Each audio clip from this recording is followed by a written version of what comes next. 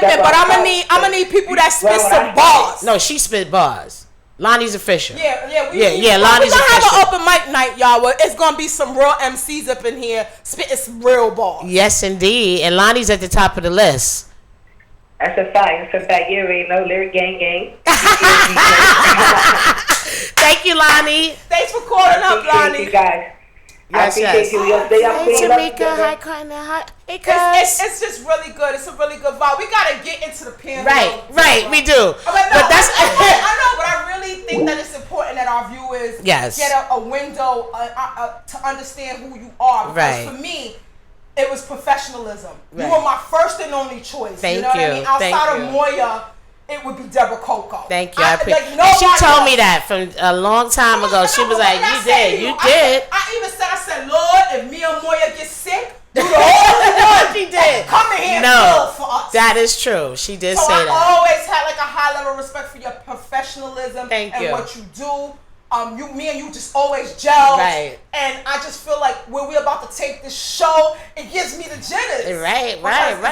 We really gonna be educating our viewers. There's a lot of young viewers out here that need to be educated. Right. We're going left, y'all, and we need to get back on the right track. Right. Amen. I got you.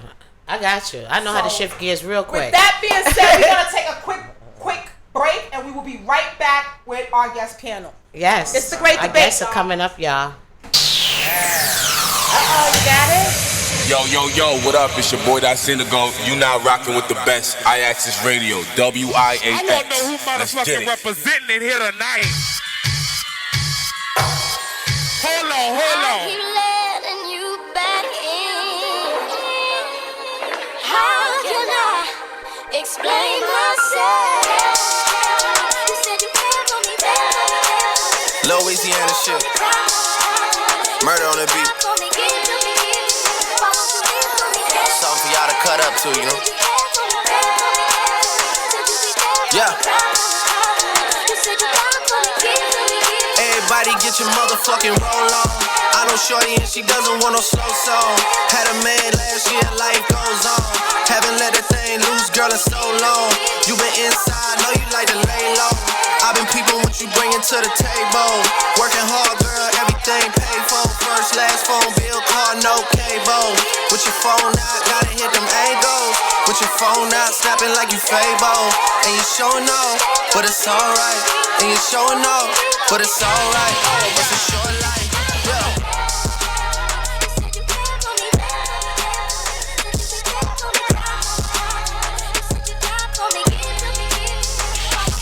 That's a real one in your reflection. Without a follow, without a mention. You really piping up on these niggas. You gotta be nice for what to these niggas? I understand. You got 100 bands, you got a baby Benz, you got some bad friends. High school pics, you was even bad then. You ain't stressing off no lover in the past tense. You already had them. Work at 8 a.m., finish round 5. Post talk down, you don't see them outside. Yeah, they don't really be the same offline. You know dog days, you know hard times. Doing overtime for the last month. Saturday, call the girls, get them gassed up. Gotta hit the club, gotta make that ass jump. I wanna make sure they catch you here. They can see her? Okay. Yeah. Yeah, get in the light. There you go. Okay. I can't see. Okay, people, we are back at the Great Debate Podcast Show. Yes, we are. For those who want to live stream outside of Facebook, you can go on YouTube /iAccessRadio /The Great Debate, or you can go on the website, which is iAccess Broadcast Network. Telephone number for everybody who want to call in is going to be 347-708-0216. Again, telephone number is 347-708-0216.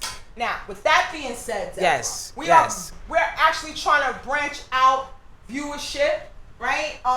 Of course, trying to go to Cali and these places, but first and foremost, there was a very important weekend that just passed. All right. Pride.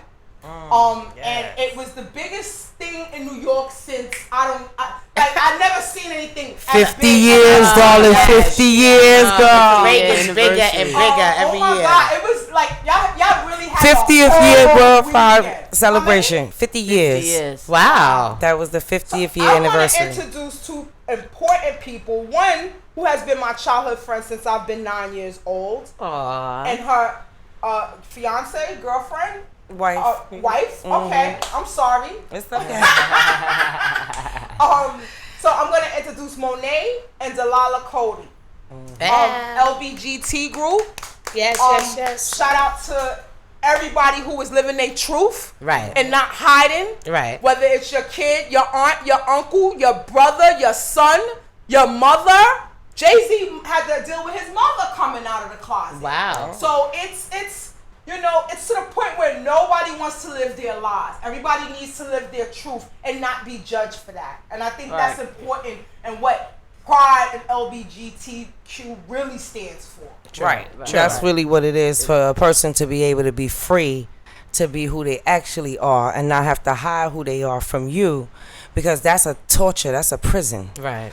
Anybody that has to be something other than who they are is in prison in their own life. So Jay-Z didn't have to deal with his mother coming out. She had to deal with her own coming out. You understand what I'm saying? She had been in the closet in the torture of her own realm. She said that though. She said that. She was in a prison. That's how it feels. In mental prison. And the mental abuse, emotional abuse, and neglect are some of the worst abuses that people can actually suffer. You neglect yourself. You put everybody else's thoughts and what they might think or what you trying to do for everybody else before you. And as a mother, she did that. And a lot of mothers do that. They neglect themselves. And that's a torture in itself. Wow. To not be able to be who you really are. And to take care of who you are. So we have a lot of heterosexual viewers that may not catch what I just said. Yeah, take care of yourself as a woman, first and foremost. You are very important. You're very important to your family. If you do everything for everybody, you gotta know how important you actually are to everybody. Right. You cannot feel bad for taking a break.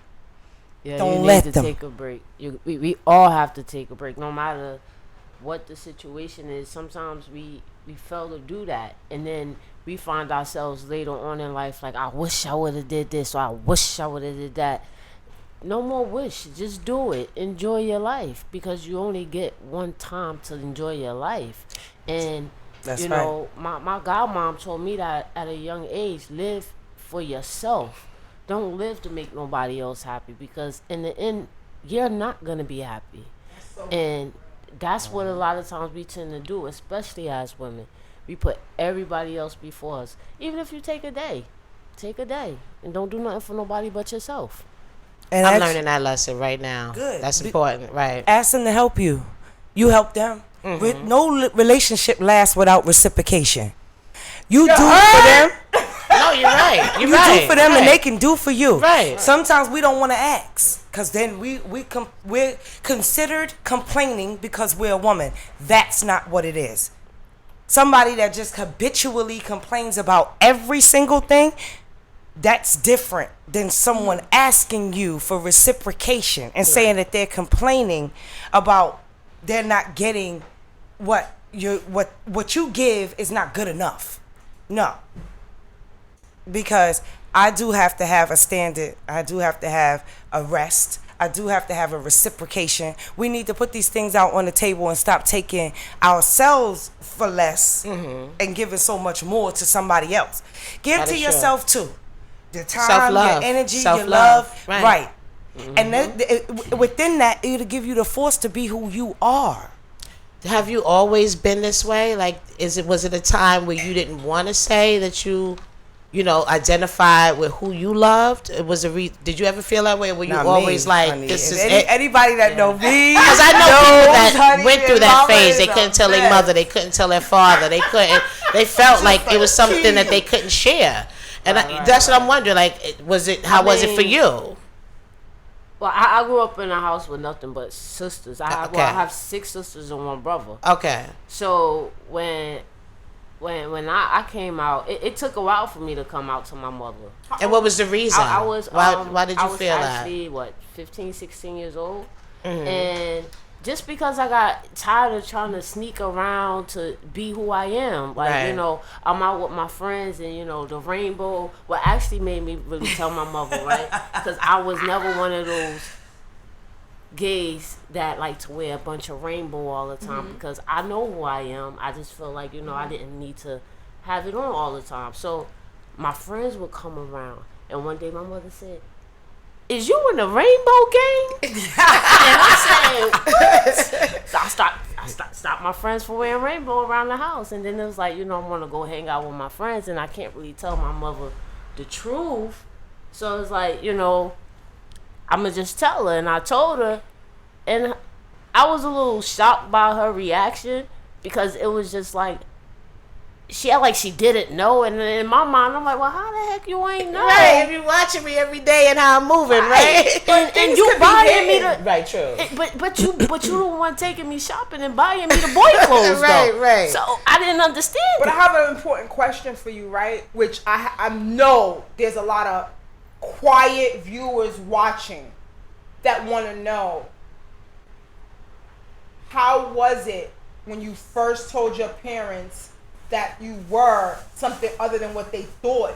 Like, how hard was that? My mom took it kind of hard. My mom took it hard, and it did take a toll on our relationship in the beginning. I was raised in the church, so you know, it was, oh, well, you know, that's not how you should be, or, you know, I just don't want that life for you.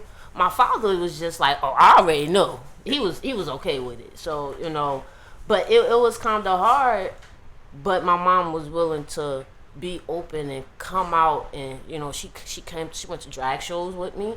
She comes to birthday parties in the clubs. She'll come to anything that we invite her to, so that she can be more informed, because not only I was her first daughter to come out as being gay. Now it's about more. 3 or 4 of us that's gay. Oh, wow, okay. So she loves us all no matter what, but initially I was the one to break the ice for her. Okay. So it made my sisters coming out so easy. You open up the gateway for them, the level of understanding and acceptance. Because it's still your child, right? I might be able to say my brother did that for me. Right. See? Because what my brother went through was a lot worse than what I went through. Anthony went through hell. You know, and I was always his defense. I would jump in front of you and my brother in a heartbeat. Leave my brother alone. So when I came out, my mother and father, I was spoiled anyway. Like, anybody that knows me, I was spoiled for your nerve. Like, seriously. They let me and care about what I did as long as I was okay. Right. And they really spoiled me. Anything I wanted, they gave it to me. They made sure I got it, or I got it. That's I'm just leaving it at that. I got it, girl.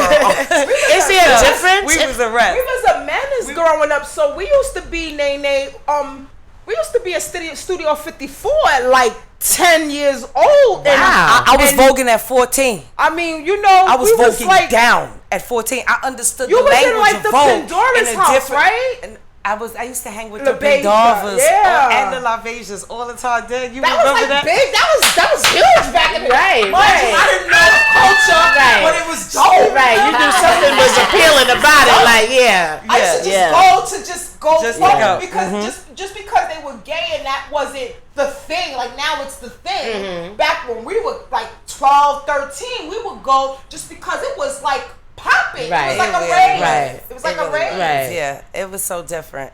And you know, at that age, when we did go, we were more taken care of. Okay. Okay, the elders didn't just have us out carrying and doing all kinds of, you know, fallacious things. Right. That wasn't good for our health. Okay. I remember Pepper and LaBeija and Kim Pendarvis telling me to go home. Okay? Right. When I got sessions of learning how to Vogue, I got that at home with Ronald LaMay. God rest his soul. I used to try too. I used to try at I home. teach You know what I mean? That's what I do. I teach. Oh, you do? That's one of the Okay. things I teach. Yeah. We actually just taught a class at Lincoln Center. It was a outdoor class with Daryl Martin, who's the original. He made this song named "Why." If you look it up, it's a fabulous old school house song called "Why." Okay. He made a remix to it called "It's Over." So it's about to be re-released, and we taught a class to his new release at Lincoln Center. Nice. On June 27th. You dance too? Yeah, I dance, but That's her profession. Can y'all give the viewers a brief description? I mean, y'all, she's legendary. Do not get it twisted. I'm actually an icon in my community. I'm an icon. Nice. Yeah. No, that's big. Lincoln Center's big. Yeah. She had the whole stage and the whole pride, and it was crazy. Wow, that's videos is crazy. Tell them some of the things some of the work you do now. I always do Pride events. Most of the time I'm booked is usually during Pride. I've worked for Bloomingdale's. We did a Pride event in Bloomingdale's window with Warner Law, Hector Extravaganza, God rest his soul. And we shut down the whole 59th Street that day. They made them come inside. It was so many people outside of 59th Street in Bloomingdale's to come see us perform. Harmonica Sunbeam was the whole shout out to Harmonica Sunbeam. You know I love you. That we had to continue the performance inside. So that was like really awesome. And Hector Extravaganza, who just actually had a day dedicated to him. He just passed away. He's one of the biggest people in our scene to fight for us and to always be. Barriers. Yeah, he broke a lot of barriers, especially for the Latino community within the gay community, just as a whole. You know, he's always been a major representative of the Latino community and of love. Hector was very, very loving person. So if you was touched by him, you was touched by an angel. You know? Wow. That beautiful man. Yeah, he was a beautiful man. So let's go into the topic a little bit. Yes. Okay, I'm ready. Oh, I'm setting it off? I'm like, wait a minute. I'm like, no, I can set it off now. First day. No, I can set it off. I thought the guests were going to. No, I don't mind, because I actually did ask my longtime childhood friend to come on her show to bring awareness to a topic that it seems that everybody seems to be turning a blind eye to as if it's not happening. And it really is happening. The violence against women is outrageous.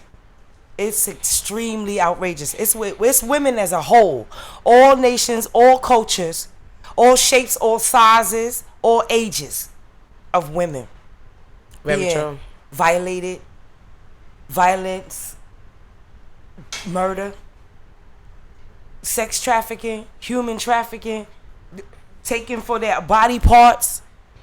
The co-host right here, shout out to Coco, thank you for looking up the stats and said that out of that wide statistic, 36% of that is African Americans. Right. It actually said in 2016 there was 295, like you said earlier, reported, right? Reported missing people, and then women, I'm talking about, and then out of that, 36% were black teens. So that's almost 50%. Right.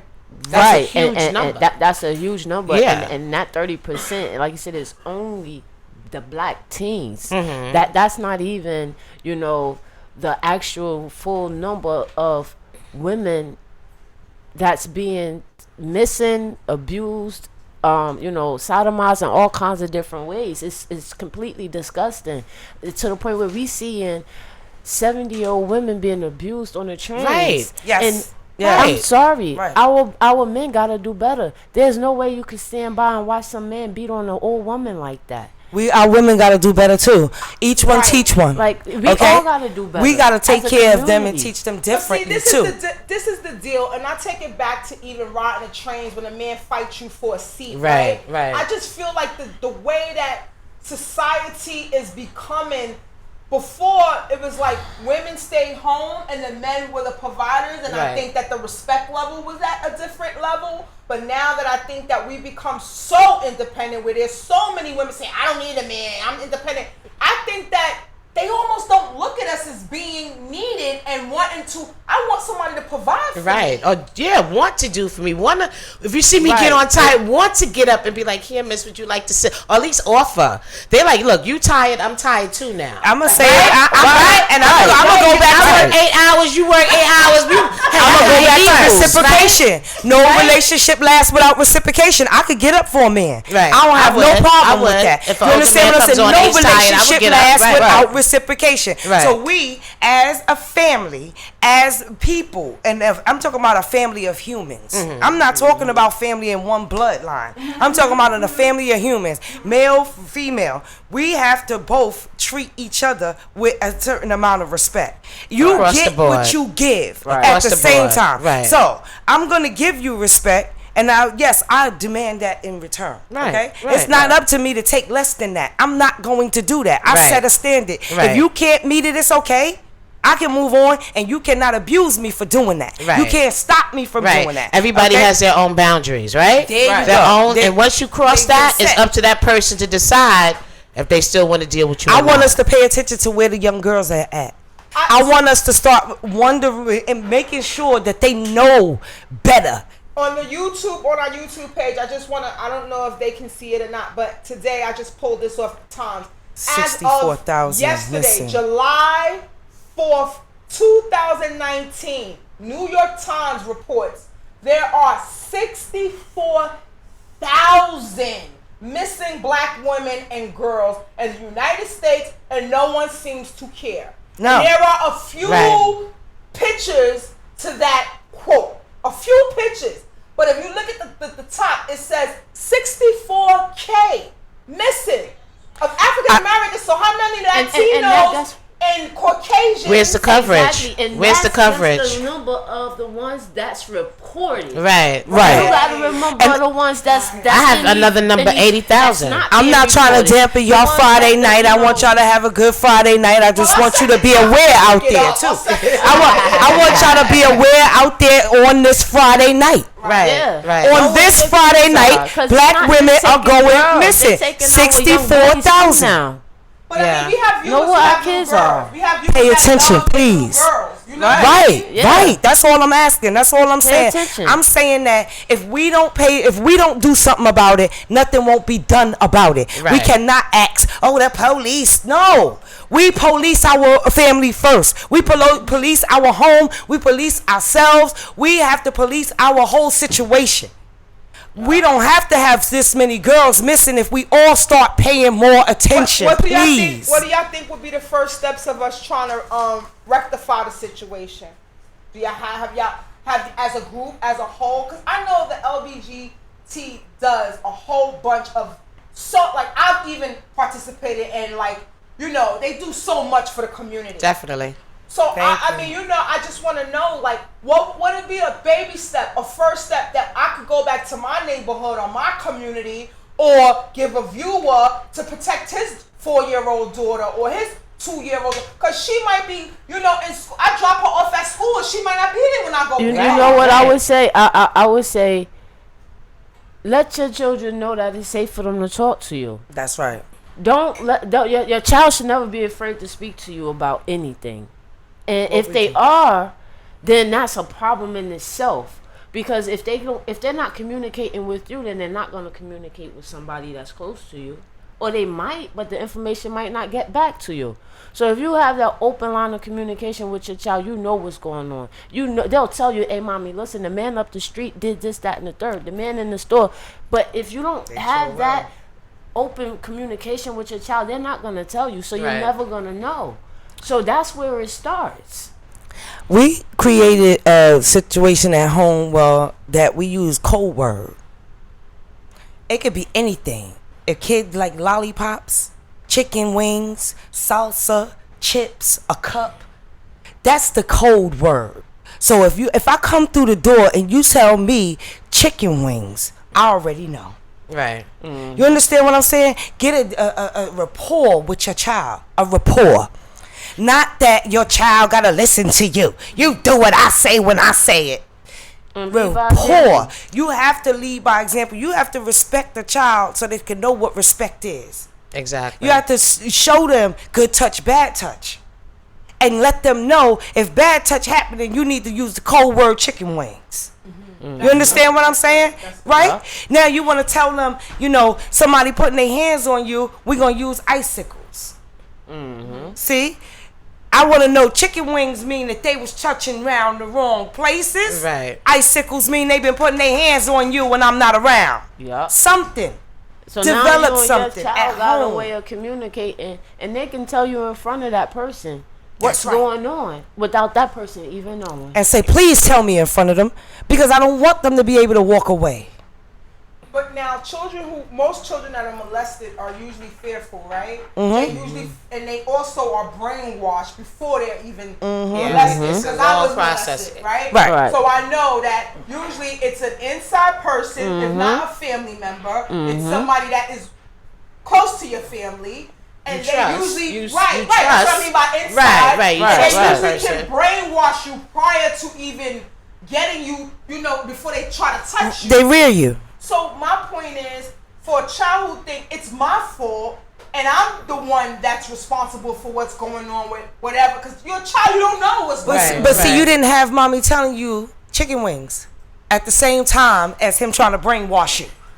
See? Because now you combating. You combating, you're fighting.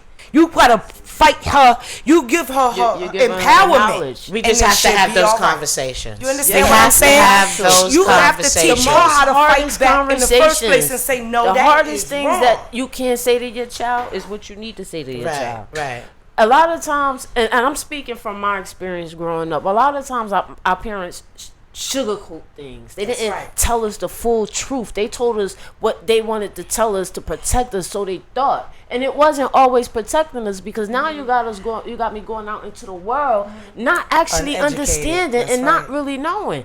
And when I came to you with this certain situation, that was your opportunity to sit me down and tell me the truth. Right. Don't tell me a lie. Don't tell me something. Tell me what you think I need to hear at that moment. Tell me the truth. So now I know how to deal with this situation when I come into it again, future in my life. Times are different, right? And don't go to your girlfriend to figure out how to talk to your child. Stop telling your girlfriend your child's business too. Like, seriously. That's supposed to be inside the house. What do you think that does when you go back and tell people what's going on with your children? Well, how do you think that affects? If you can't talk to your child first, if y'all don't have a good, decent relationship, what you doing talking to somebody else about your child? You should be able to talk to your child first. If you need to become like a child to talk to your child, sit down, relax. Don't talk to your child when you're angry. That makes them scared of you. Yeah. You understand what I'm saying? Treat them with with respect so that they can know what respect is. Oh, I ain't got to respect them, their child. Yes, you do. So that they can know what's respect expected of them. Right. You go first as the leader. You understand what I'm saying? Don't neglect them.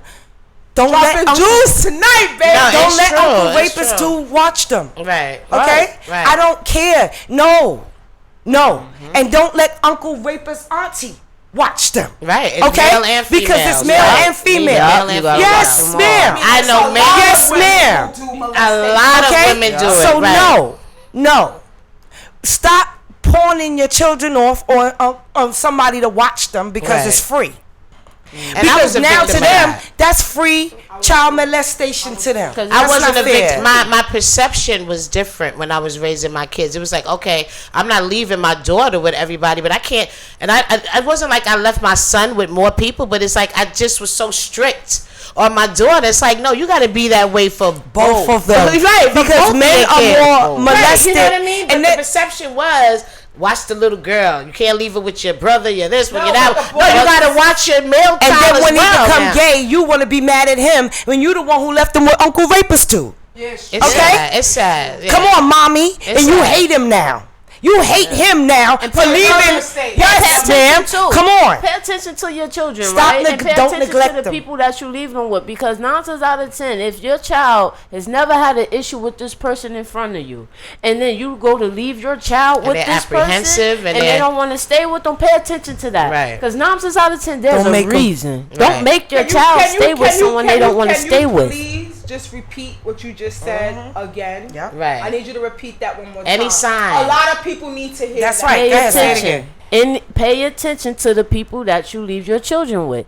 Anytime your child does not show that they have an issue with someone that you have around them in front of you, but you go to leave them with that person and they don't want to stay with them, there's a problem. There's a reason they don't want to stay with them. And it might not necessarily be something that you might have caught with your eyes, because people are very sneaky. Oh, yeah. Yes, Lord. They're They know how very to sneak sneaky. around you. And if they've been around you for years, they know how to get around you without you knowing certain things, because they have already done it. And a sneaky person is just a sneaky person. And they just do it wait for again. those little windows of opportunity. Yes. You know what I mean? And I want us to pay attention to the children, to the women, to the teenage girls, to Our each boys. other. You understand what I'm saying? Just as we got too many people out here going missing, not only for, sex trafficking, but human body parts trafficking. Okay, the Can drug you explain addiction. the difference, please, Monet? So sex trafficking, they will pretty much Sell you for sex. imprison you and make you a slave as a sex slave. Right. And human body parts trafficking, there's no more life. You're dying. they're taking They're your going organs. to take you somewhere. They might put you to sleep. They might not. And they're going to remove your body parts and sell them on the open market. These things are extremely real. This is not a game. Right. There's not 64,000 black young women missing today. Not today, as of 7/5/2019, that haven't been either in one of those trades. Okay? We can't find them. Scary. I got One of those Exactly. categories. Please let us pay more attention and bring that number way down. We love our kids. We love each other. You don't have to watch, be wondering what happened to your sister. Right. Do you understand what I'm saying? Because people out out here are, they not just always good people. Yeah. You think everybody is good people, but they might take you somewhere and do something to you. We got to pay attention.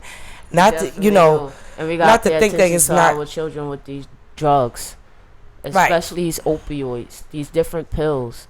Lock y'all pills up. Put them away. They don't need to be in the medicine cabinet. You taking some real hardcore pain medication, some sleep medication, heart medication, whatever.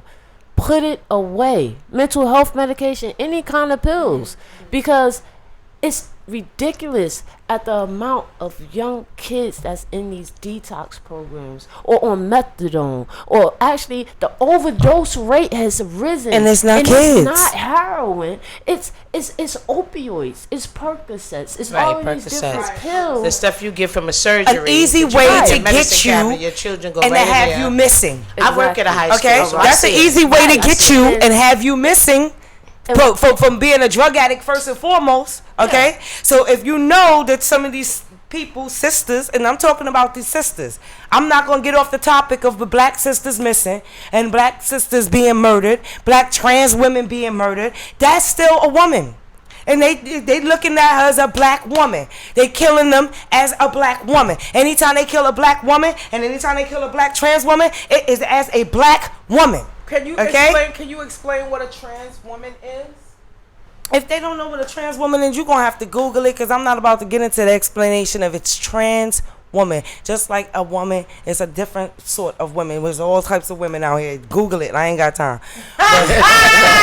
Trying to get you to do it. Listen, I'm going to say it like that, okay? Because I'm sure that a lot of these people are very aware of what a trans woman is, especially within our LGBT community in 2019. And if you're not, and if you're still biased, and if you still, hating on any letters under the umbrella, that's a waste of time, because we've been here 50 years for celebrating 50 years, but we've been here since the dawn of time. You could go into your Bible and find us. Right. So don't do it. Right. The hate is not going to change a thing. Yeah, you could go into the Bible and find all kinds of fornication. Don't play with me. So, okay. Yeah. In the times, exactly. And God still blesses us. In the name of Jesus, He loves us. Anyway. But I want to talk about the sisters being missing. And I want y'all to pay attention. And track your kids' phones. I want to do a rally next year. Feature. Yeah. You know they got that tracking device on the phone. Use it. So you can at least locate the phone. Your child may be near or something like, you know what I mean? Right, That could right. be. You're right. I turned it on for my children. Matter of fact, my daughter's grown and I'm tracking her phone. Amen. Okay, where you Amen. at? Amen. Who you with? And I hope she's tracking yours too. And not to be nosy, I'm not just to be on the safe side. You're a woman, you traveling, you know what I mean? You taking Uber, you taking all this stuff by yourself. Right. I need to know where you at. You know what though? That's another thing too, because period, women, just be careful when you go out with each other. We like to go out with our girls in groups and things like that. And I was always taught, when you go out as a group, you stay together as a group. Don't separate. Don't let your friend acting like, I don't care what she do. I don't care what she do. And all of that. She drunk to the max. She could barely walk. Don't let her just walk off. Right. And we always get into this debate about, don't tell me what to do because we on vacation. It's like, no, we're not telling you what to do. We're saying, can we just move together? Right. Can we be safe? Can we be safe? Nobody's trying to babysit you. Right. Nobody's trying to mess up it. You know, you could have let us know you was going to do all of that before we pumped off on the plane. Safety. Safety. I had a girlfriend who, we went to an R. Kelly show in Miami and she left with Usher's manager. I knew the guy that she left with. The next day she comes back to the room. Me and my homegirl flipped on her. Bitch, they could have left you at the port of Miami. Are you crazy? Right. You could at least came You back wouldn't know to where to look for her. You wouldn't even have a clue where to go search for her. You got 3 kids now. I gotta go back to New York and tell you 3 kids. Right. I left you at R. Kelly's show. Right. Like, come on. Right. And then R. Kelly on top of that, right? Okay. Never saw that chick. For real, right? Never saw that chick again. But I was using that as an example to say, right.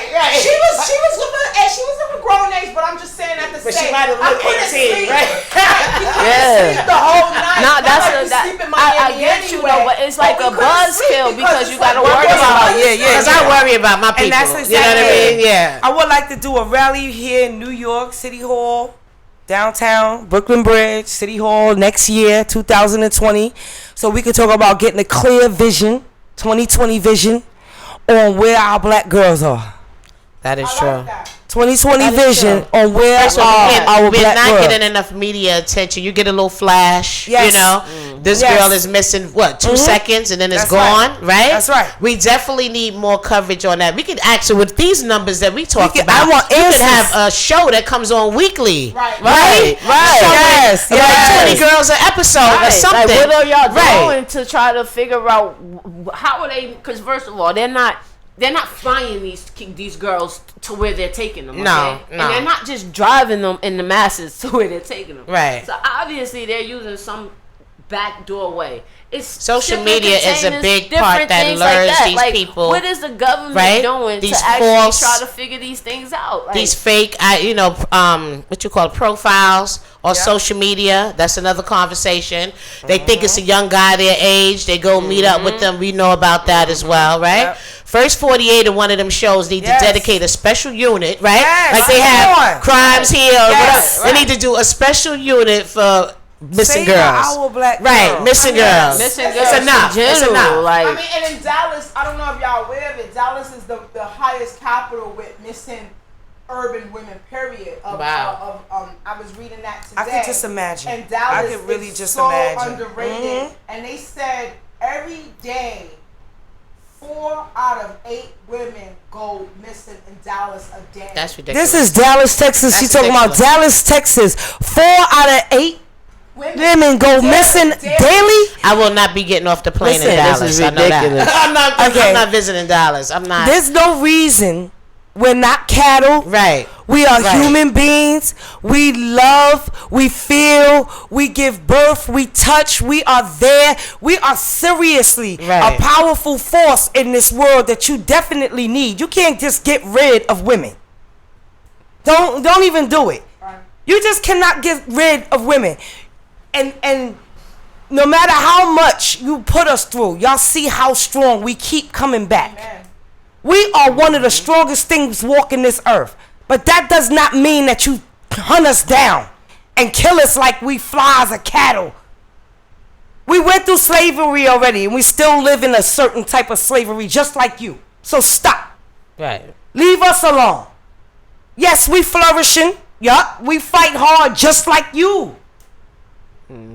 Women, Pay attention to what you're doing. Right. Go home at night. Right. Be safe. Get home. Check on your children. Make discerned decisions, sister. Right. Tell your daughter better than what you learned. Love your daughter better than anybody loved you. Love your son better than anybody loved you. Make sure that y'all are family. Make sure that you there. Make sure that they not going nowhere. Look out for your sister. Tell her not to do it. I don't care. She could be mad at you. Let her be mad. She will be I'd mad rather at be mad than me not say nothing. I come from a household full of sisters. Trust me, they definitely be mad when you tell them not to. Before we move on to the next topic, I want y'all to close out this segment and just give our viewers one good, valid piece of information that they could leave this segment that we just had with you guys to think about.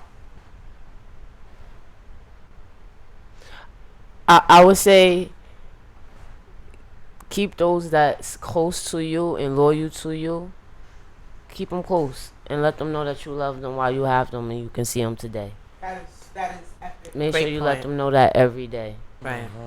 Because that's the most valuable thing you can let them know, especially your loved ones. Like, you know, the worst thing is for a person to question whether or not you actually love them. But if you tell them, they can't question that. Right. Right. Give me my flowers while I'm here. That's right. Let me while I can smell them. I'm always. Anybody that knows me, I'm on each one teach one. Okay. You gotta every level in life that you acquire, everything that you learn, every lesson that you got something from, teach it to another person. It don't have to be a male or female. Just teach it to another person. Because when you give, you receive. Right. You want to keep learning on different levels, but you have to give what you learn, the knowledge. Knowledge is worth nothing unless it's passed on. Right. Right. Pass that knowledge on so that you can empower your youth to do better than what you did. And it ain't about preaching. It's about teaching. Right. Yeah. Each one. You only got to teach one. And if pass you could teach one, you did a good job. That's why we have this show. That's the whole point of having this show.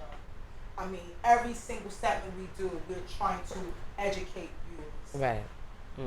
So I want to thank both Monet and Delilah Cody for coming in. Yes. Thank you for for having that. Yes. This was a very strong first topic. Yeah.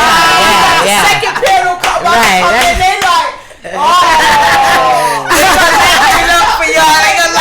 gonna lighten it up.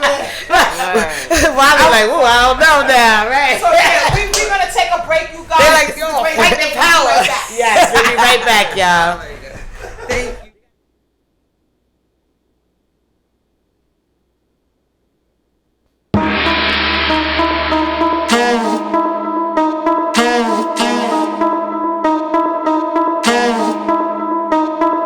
Hey yo, look like I'm going for a swim.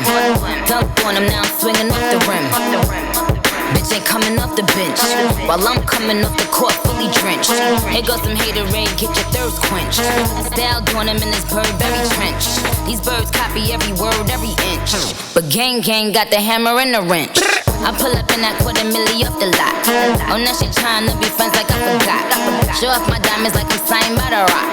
Ain't pushing out his baby's telly by the rock. Hey yo, I been on, bitch you been con. Bentley tints on, Fendi prints on. I mean I been storm, X-Men been formed. He keep on dialing Nicki like the Prince song. I been on, bitch you been con. Bentley tints on, Fendi prints on. Hey yo, I been off, Laura been Croft. Play say Chun-Li, drop the Benz off. Oh, I get it. They painted me out to be the bad guy. Well, it's the last time you're gonna see a bad guy do the rap game like me. I went and copped the chopsticks. Put it in my bun just to pop shit. I'm always in the top shit. Box seats, bitch, fuck the gossip. How many of them could've did it with finesse? Not everybody like she really is the best. You played checkers, couldn't beat me playing chess. Now I'm about to turn around and beat my chest. Bitch is King Kong, yes it's King Kong. Bitch is King Kong, this is King Kong. Chinese ink on, Siamese links on. Call me 2 Chainz, name go ding dong. Bitch is King Kong, yes I'm King Kong. This is King Kong. Yeah, ass Miss King Kong. In my kingdom with my Timbs on. Championship. What? 6 rings on. They need rappers like me. They need rappers like me. So they can get on their fucking keyboards and make me the bad guy, Chung-Li. Hey yo, I been on. Bitch, you been con. Bentley tints on. Fendi prints on. I mean, I been storm. X-Men been formed. He keep on dialing Nicki like the Prince on. I been on. Bitch, you been con. Bentley tints on. Fendi prints on. Hey yo, I been off. Laura been Croft. Play say Chung-Li. Drop the Benz off.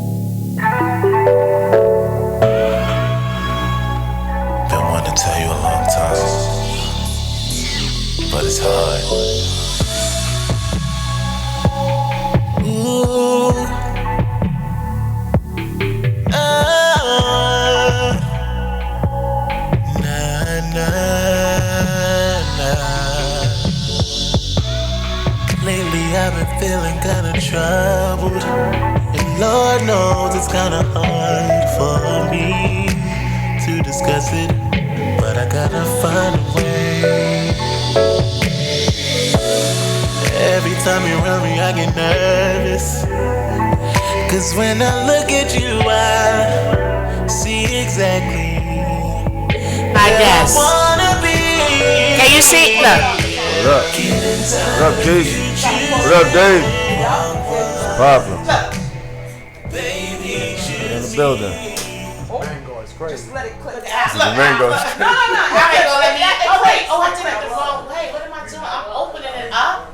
Rima, come hook me up. I don't know what I'm doing. I know. Okay, this is a raw show today. Want to catch that nickname? We doing a raw, great debate today, Yes, okay, people? It is a great debate. Oh my goodness, look. Nick's I'm ain't on hold yet? it. I'm gonna need like a tutorial or something. I'm gonna need a tutorial now. All right, y'all. We are back. Make sure you call in 347-708-0216.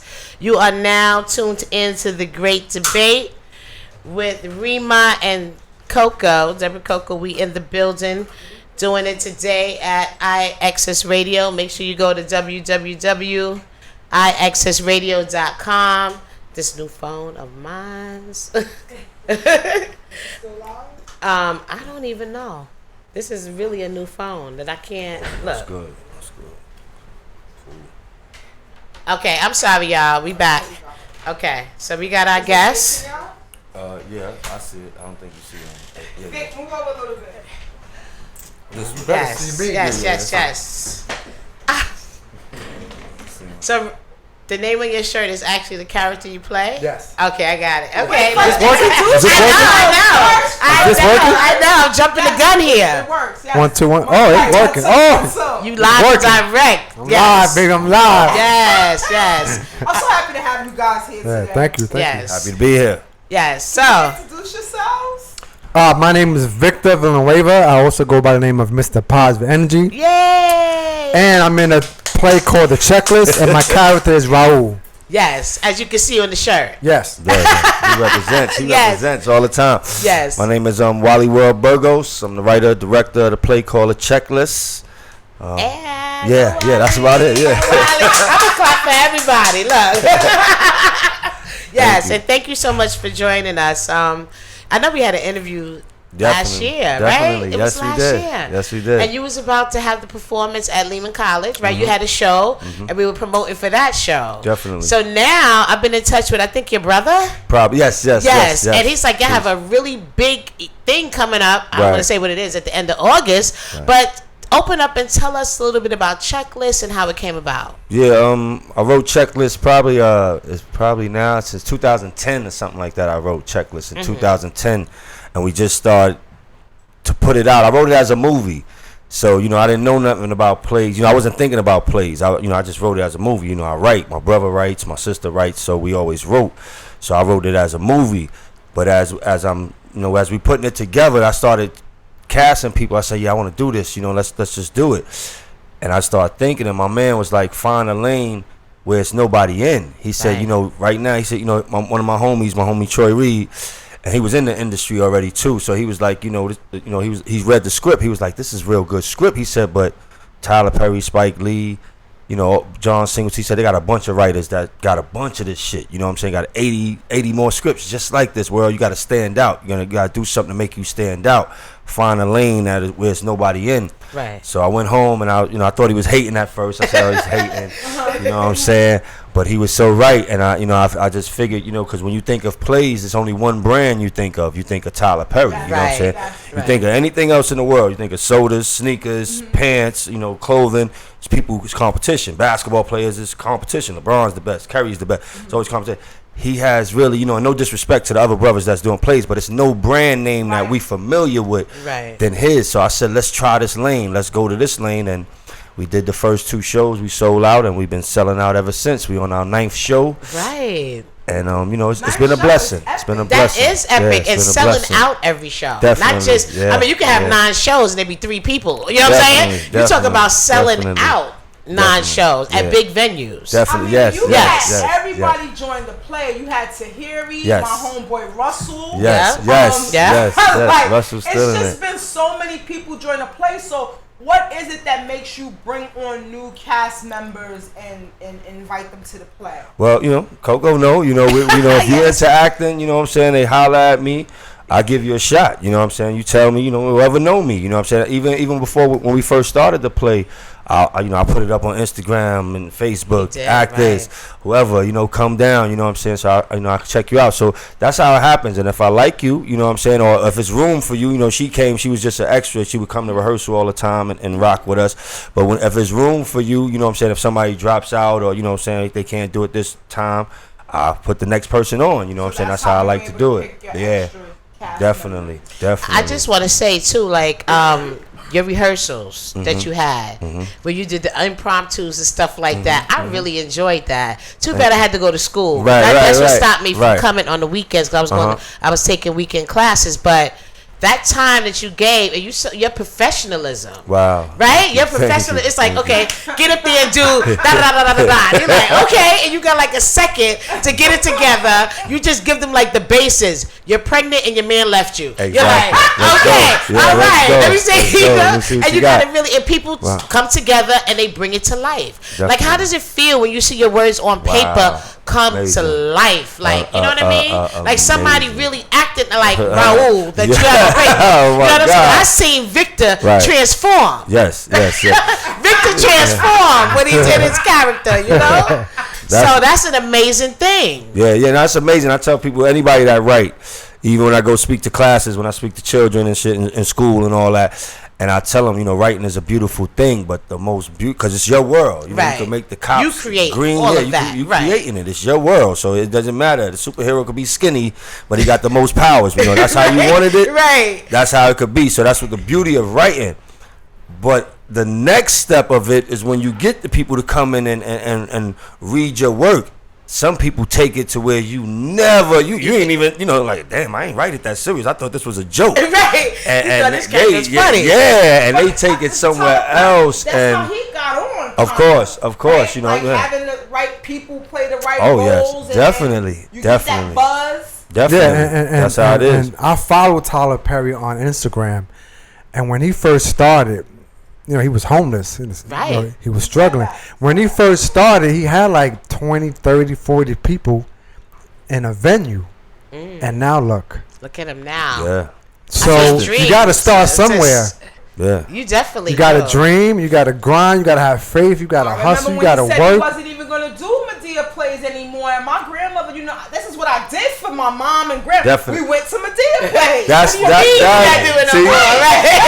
the message. That's the message I want to get across, because a lot of my friends, or some of y'all have seen the play already, and I'm like, no, but tell your aunts though. Tell your aunts, because this will be a nice thing for them. You know what I'm saying? They into things like this. So just because you've seen it, what I'm saying, I want your coworkers to see it. I want something that, that's something at the water cooler y'all all talking about. So please, what I'm saying, I love the support we get. I'm very humbled and I'm blessed. What I'm saying, New York City held me down. Definitely. My coworkers, a couple of them already. Thank you. That's what I'm talking about. That's what I'm talking about. A couple of my coworkers was like, "Oh, you got that play that yeah. I know. So everybody is like in tune. Like people from Queens that not even a part of this uptown culture, but are aware of the play. It makes you, even though we're not a part of it, we're just proud of you. And y'all are. Without y'all, it would be nothing. Y'all are right now, y'all helping us. So what I'm saying, y'all are a part of it, and I appreciate the love, man. I couldn't do nothing without y'all. I swear to God, what I'm saying, without the love. So Victor, did you act before? Did you do any type of acting before you became I never Raul? did, but see, I have to say Raul. I like that name, Raul. I was always a joker. Okay. So when he wrote it as a joke, as a me just being funny. So he already knew who to reach out to. Oh, okay. So once you got the call. Yeah. You didn't have to go audition. You got the No. call. Oh my God. He already knew. So once he gave me the. You got a call. Who is? Caller, you on the air? It's the Great Debate. This is Dark and Lovely. Who's this? Hi, Dark and Lovely. You on the Great Debate? Yeah. What's your question, Dark and Lovely? Well, I don't know the answer, so I'm gonna tell you a question. Oh, she called for like a trivia question or something? You gonna win some tickets or something, huh? Right. Give her a trivia question. She know the character. Maybe she could get right. You wanted to say something to the cast of the cast of Checklist Play? What? Do you want to say anything to the cast of the Checklist Play? Oh, who's the cast? You didn't even introduce yourself. I just said you on the Great Debate Show. Pause. It's my turn. Now. Wait, I think I know Dark and Lovely. Yes. Is this Keisha Puddin'? You know who it is. Well, you be nice. You be nice. Listen, when you call into the Great Debate, my sister, you know you my sister. Be nice. Right. I'm trying to. Are you sneaking in the closet at work? Are you sneaking? Where you at? Where you at? What's going on? I know you at the Cotton Club. Does she like plays? Does she like plays? You should. So let me let you know what's going on, because I know you hiding out in the little closet somewhere. I know you are. Okay. So right now we have the guests. We have the writers and the creators of the play Checklist in the building, and we're talking about the play. It's been at Lehman College. I think I talked to you about it before. So be nice to my guests and ask them something about how it is to create a play or be in a play, something play related. Okay.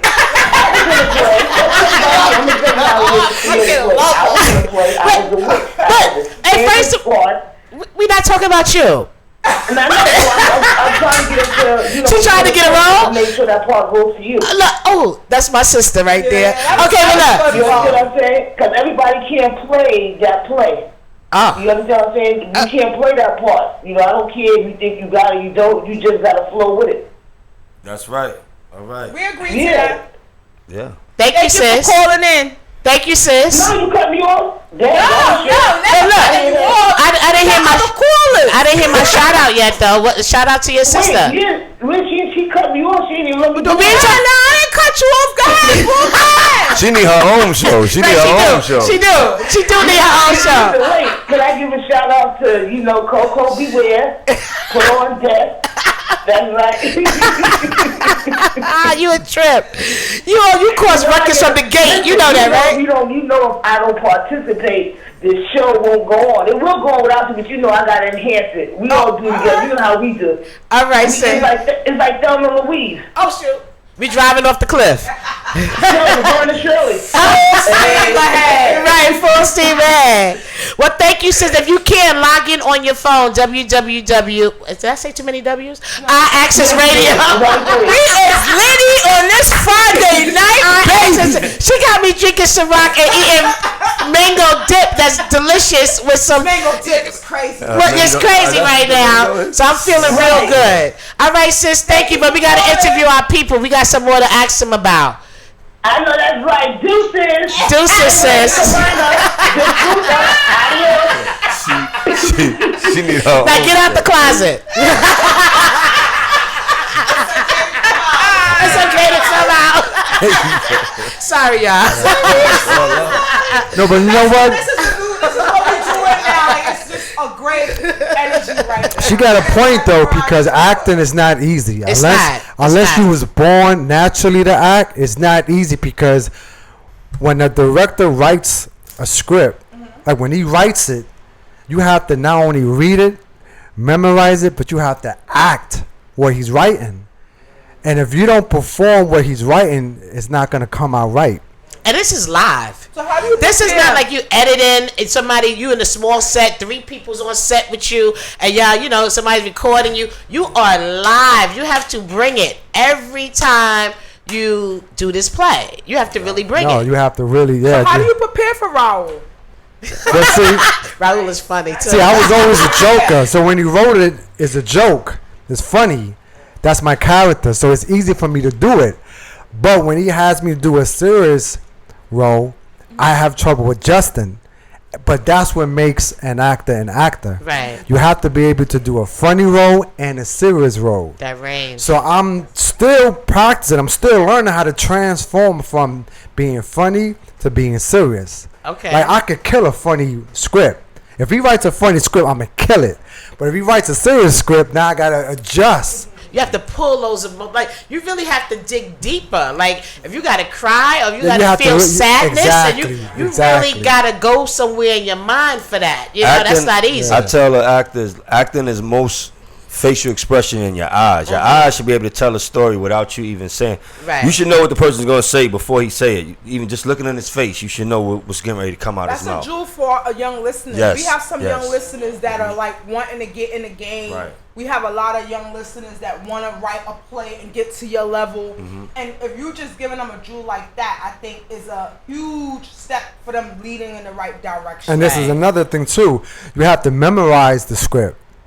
So if I'm acting with you, right, and let's say you don't say your lines correctly, right? I have to be able. I have to be able to. We on stage. I can't mess. If you mess up, I can't mess up too. I have to be able to help you remember. Drag her. Or I have What do you do? Do you open your eyes like, no, that's not it? Like, what do you do when you on the stage? There's two things. There's Try two to things. remind them, like, It's what do you do? facial expressions, and it's also I have to feed you your own line. Yeah. Okay. There you go. And that's what he tells us. Yeah. Okay. He tells us at rehearsal. If she messes up, if he messes up, Oh, yeah. feed. Well, I have to full-blown feed you your director. own line. I'm going in. I'm going So in. if every you time. say something and I know it's not the correct line, Right? I have to feed you. So I have to help you out without the audience saying. This Yo, is they messing another up. tip. This is another tip you tell all the young actors out there. All right, I'm gonna wait. You on the Great Debate Caller? You live? You doing? It's 914. What's going on? I told you. What up? Jesus! I put 914 on the play too. That would be funny. How you doing? Everything good?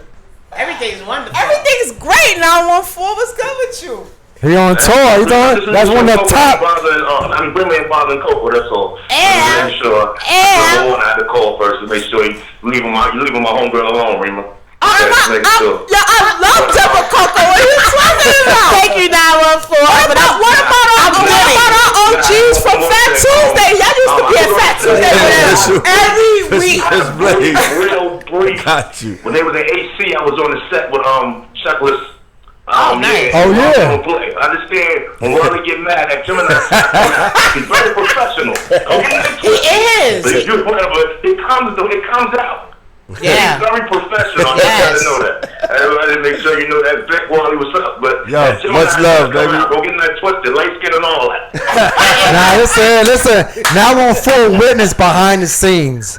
I remember he was on stage and he witnessed what we do, what we go through. It's work. It's work. It's work. It's work. That's my boy right there. That's my boy. So maybe she'll hang out with us every Tuesday. No doubt. No doubt. Check the tickets. No doubt. Say hi to my boys and all that. Say hi to Coco and like I said, we'll take it easy over there. No doubt. Yes. Appreciate you, Now bro. you only know Debra Coco. What happened to me? I'm chopped liver. Listen, Kareema. We're not going to do it. It's a great show tonight. I want y'all to know that. It's really all love, baby. All love. Yeah, I'm letting y'all know that. I love you too. One love, baby. One love. All right, one love, peace. One love, baby. Funny. That is funny. Word, yeah. All right, so you've done 9 shows, Yes. a checklist. Have you made any changes, like to the original script, to like accommodate? Like, is it something new every show? Like, is it something that you try to change? Like, what? Basically, sometimes it's new, but we always have new people, so Right. They bring a new dynamic. They bring Right. a little twist to it. But as we rehearse and we go through practice, this is another thing when you start doing your movie or your play, whatever you're doing. It's crazy about writing also, where you might have, like, say if you're telling your life story, Keisha's probably only in from 15 years old to 20 years old. You know, you get new friends now when you got 20 to 30. But when Keisha come in to read for this part, she does so well. You like, hold up, we got to put Keisha in the story even deeper. You know, we got to find more parts for Keisha because she kills this part. And you ain't know that when you was writing it. You said, you know, Keisha was only in my life for 2 years. You know what I'm saying? But when that Keisha came in to read, you like, hold up, we got to use her. So good. Victor had one part. You know what I'm saying? I was tracking him down just to do this one part.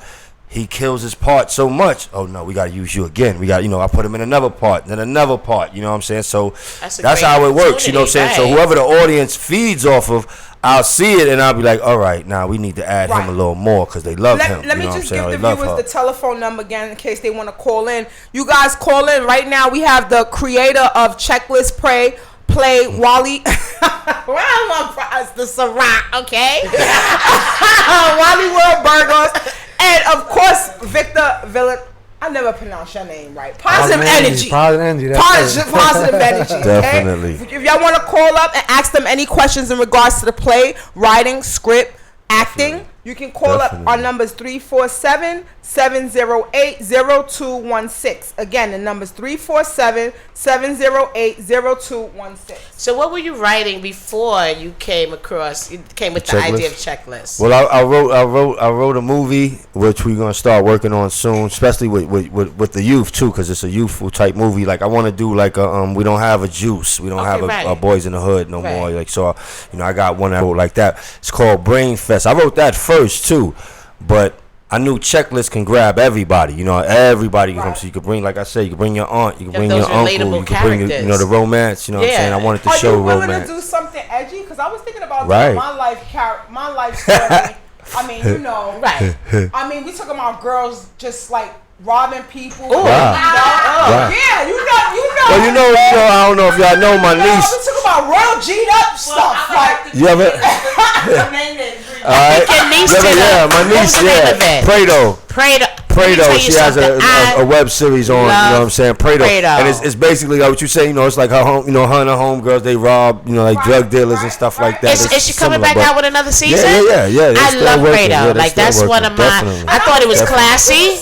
I thought it was well written. They gotta get up here too. They gotta get Tyler up here. Y'all love her. Like y'all love her. Yeah, I would love that. Definitely. We are. Because I know about it or whatever. Right. I'm not huge on the web series, but I got friends that put me up with what I need to know. So why not? Why you not? Why is that not? I don't know. That's just, I think just like I said with the checklist we doing, I think everybody, most of the web series, you know what I'm saying? I don't mean no disrespect. You're gonna do what you know. You know what I'm saying? People gonna do what they know. So I understand it, but most of them is catered to drug dealing and stick up and killing. Caller, you on the air? The great debate. Nobody want to do romantic comedy. I want to show my. Can you cut your radio or your computer down a little bit, please? Before we go to that, like we gonna get, we there, but hello. Show your skills first. Hello. You on the air? Sound like they in a car or something. They cruising. Hello? All right, they must realize they got through. They're called back. So, I don't know what the time check is, but tell us about this event that's coming up in August. Well, yeah. When we first started the checklist, we wanted to do all 5 boroughs. That was our promotion. That's what we wanted to start. Like we want to do it, take it around all 5 boroughs. But Lehman was so good to us, and the flow was going so well. We just postponed it, but now we on it. We did Lehman 6 times. We did Atlantic City, and we also did Symphony Space. So now we feel it's time to start getting to these boroughs. Like we want to get to Brooklyn so bad, but we're doing Queens first. So Queens will be first in August, and hopefully Brooklyn in October. Like Caller, you on the air? It's the great debate right now. Yeah, we trying. Yeah. Caller, you on the air? It's the great debate. Hello? Hi. How you doing? This is Zita Kareema. Hey! What up, Chuck?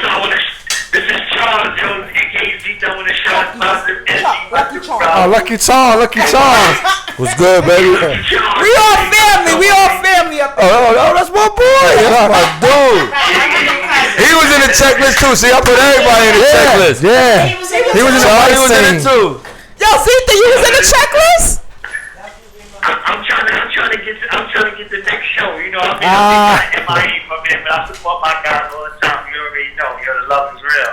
Man, your invite is always good, baby. Anytime you ready, we ready. So, Zita, how was it working in the checklist play for you? How was that? It was fun. It was interesting. It was fun.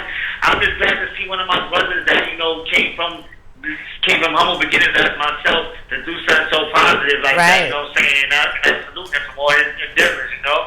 Appreciate you, bro. Appreciate you, baby. You already know, man.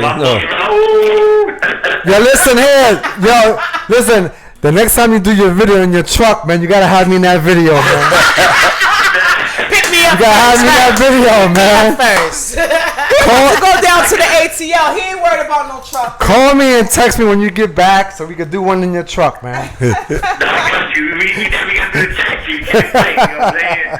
2019 edition. That's nice. It's all love, Zita. Thanks for calling in. Yes. I appreciate you too. Come on, keep pushing, do what you do. I appreciate it. Appreciate the love, man. Appreciate the love. You know we pushing. Yeah, we pushing over here. Y'all like that 4th of July outfit? Yeah, me too. I like that. I like that stars. I like them stars. Thanks, man. That's nice. Peace and love, y'all. All right. Peace, baby. Peace. Thank you for calling in. Positive energy. Yes. You came up with this slogan and it just took off. Hats, t-shirts, everybody buying them, all colors, all flavors. Like, how was that? You just came up you always smiling. You always seem to be in a great frame of mind when you're out and socializing with people. And you just decided one day, I just want to make hats, t-shirts. How did it go? How did it start? Well, what happened was when I first became a Facebook member, I started going through the news feed, and I'm like, there's a lot of negative posts. I went to Instagram. I saw the same thing. So someone told me, you know what, let me put that on a t-shirt. So I put on a t-shirt, and I went to Martini Mondays in OZ. Everybody wanted it. The next week, I had a different color. About 4 weeks in a row, I had different colors. And everybody kept inquiring. I said, dang, you know what? I need to do it. So I waited a couple of weeks, couple of months, maybe stacked up my money. I did a stack, and I started giving it out for free. That first stack, I was giving it out to all the DJs first, all the promoters, and then females, and then it took off, and then I started to sell it, and it just took off. I could make some money. Now I've been, and it wasn't really about making money. It wasn't, but it was about spreading positive energy and spreading love to everyone, to try to end negative energy and hate, and that caused hate. It caused jealousy. It did. The very thing that you were trying not to promote, it ended up promoting just that. Isn't that sad that we're like that? For some people, it caused some of jealousy and hate. Wow. Because before that, there was no jealousy and there was no hate. But they see you doing good with it, once I created that, I started to hear things. And I was like, but you know, with love comes hate. Yeah, which is sad. Which is sad. But you have to be, and that's what I tell people all the time. everybody is not going to love what you do. Exactly. But you have to accept that from the jump. Right. That's part of life. You have to know that everybody's not going to support you. Everybody's not going to follow your wave.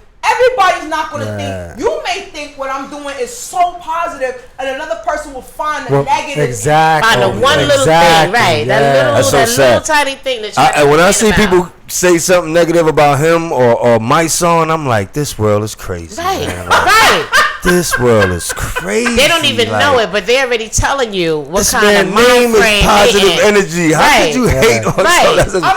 And then my son, the way he's standing for us as the people, like he's like the Martin Luther King of today, right? He's going on a different, and it's crazy. Oh my God! For so many yes, years, yes, my right? brother. That's my brother. It's like somebody that's a regular person that you know. I speak to mice. It's like that man has a calling. Person, he has a calling. I told him that. He has a calling. I said you really been touched by an angel right. because what you doing is so different than what all the other advocates been trying to do. And you have to be careful with that because the level of hate that you get on that level becomes dangerous. It becomes Nipsey Hussle. Right. It becomes Nipsey Hussle. Brushing it off his shoulder like nothing. Okay? And he take them all on too. That's what I love about Mike.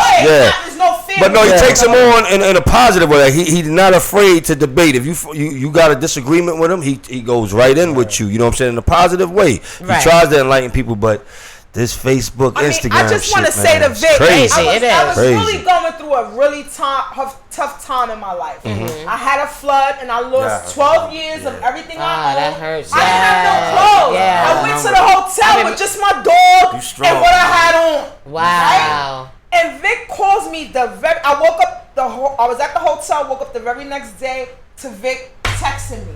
And Vic said, yo, Rima, I got something for you. And he had T-shirts for me.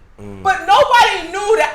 Nobody knew. I didn't post that on, but I didn't have no clothes. Wow. I didn't have anything. Wow. And Vic gave me like a dozen T-shirts. You was and good. It saved me, right? And it saved me. I bought me some bottoms. I spent a lot of money. I remember that time. Some bottoms. You stood tall, man. You stood strong but it wasn't too. Even that. It was the fact that Vic doing that. No, you was still working though. I seen you put something. You were going through your shit, and you would be promoting the party the next day. Like you gotta get this money, and I'm straight about my business. When I met up with her to give her the T-shirt, she was in front of Barcelona, giving them bottle money. Despite what she was going through.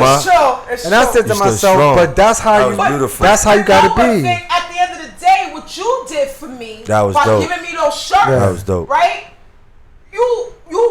I was ready to give up. Even though I was in front of Barcelona, even though I was pushing, I really was ready to give. Nobody knows what losing 12 years feel like. Yeah. That's you took about pictures. You took about outfits, clothes. That you can't get back pictures and fuck the clothes. I work Fat Tuesdays. I work. Clothes come and go. The material stuff you don't care about. There's some things that can't be replaced. Of course. But what you did was you gave me the inside. Like, yo, you gotta keep pushing. No doubt. You gotta keep pushing. Those positive energy teas, that word, positive energy. Looked at that. Had the hats on. Worked for red on the next day. The BM.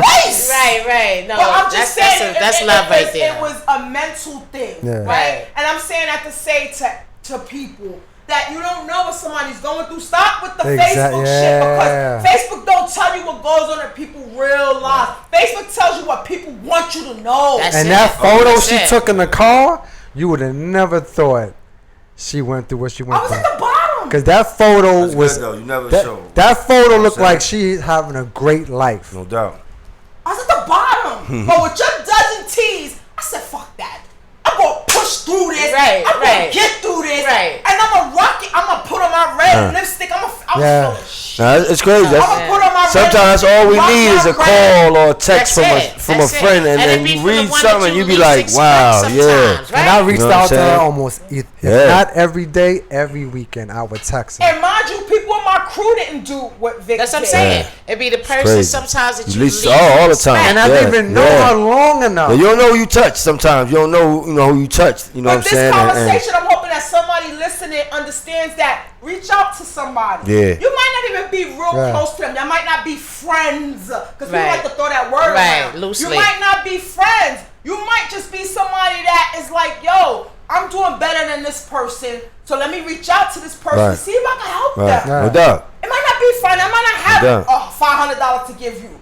I might have just a T-shirt to give you. Right. It could be something that words of encouragement something that you don't even think that's gonna make that big of an impact, but it does. No doubt. You know what I'm saying? But it does. Just like your play. Right. Checklist. Right. Somebody could be having a bad day and come No out, doubt. sit in the audience, laugh at Raul, laugh at this person. Oh, I know that person right there. I know that character. That reminds me of my sister. I tell people that all the time, man. Like, you're gonna see yourself when you come to our play. You're gonna see yourself. There's so many topics. Like the way we promoting the play. You know, my little brother that called you too. He takes care of everything. And, you know, I let him rock, you know, so he took pictures this time of, you know, all the characters, and he's putting different topics up. And I'm like, wow, I didn't notice. We touched so many different topics. One picture he got up, is it cool to let your ex still be cool with your mother? You know what I'm saying? I'm like, wow, we touch on that topic. Another topic. Should your brother be in your relationship? Should he, you know, do you mind your brother inside your relationship, you know, being nosy in your relationship and all that? And I'm like, wow, we touch on that topic. So it's like our play, like we touch on a lot of topics. Yeah, we have a plot, but it's like 3 plots in the play, you know what I'm saying? And you're just going to see yourself, situations, your girlfriend's at your job, you know what I'm saying? Yeah. Not just straight run through, I'm meeting you at the corner, we're going to do it, and you're going to leave. No, it's complicated. You got to watch one scene. Yeah, we keep you with it. You got to see everything. That's dope. That's great writing. Even taking advice from friends, you know what I'm saying? When it comes to relationships, we touch on that. Is that cool? Is that not cool? You know what I'm saying? Who do you trust when they talking about, you know what I'm saying? Because, you know, as y'all know, the topic in the play is, you know, she's Dominican, the guy's black. Right. So, you know, is it cool for your friend giving you advice like, yo, your parents, what they thinking is whack? You know, sometimes we do have friends that know our family, you know, and that's good people that know, like, yo, I'm going to give it to you raw. Like, you know, I love your family. I know what they do for you and all that. But this situation, when it comes to love, they can't have nothing to do with who you pick. You know what I'm saying? That should have nothing to do with, you know, love is something that happens. It's not something that we, you know, you could try to look for it, but it's something that just happens. Exactly. I love how you brought that up. Yes. That's my favorite. Titanic. All of that, you know what I'm saying? We really learn in school. But that phrase right there that you said, that connects us back to our first topic. Right. You can't help who you love. Can't. Right? When it comes to the LGBT, like we talked about in our first topic. You cannot help who you love. Yes. Right? And you know what's crazy? I want to talk about that topic though too, because that's deep to me. Growing up, I grew up with a lot of black people.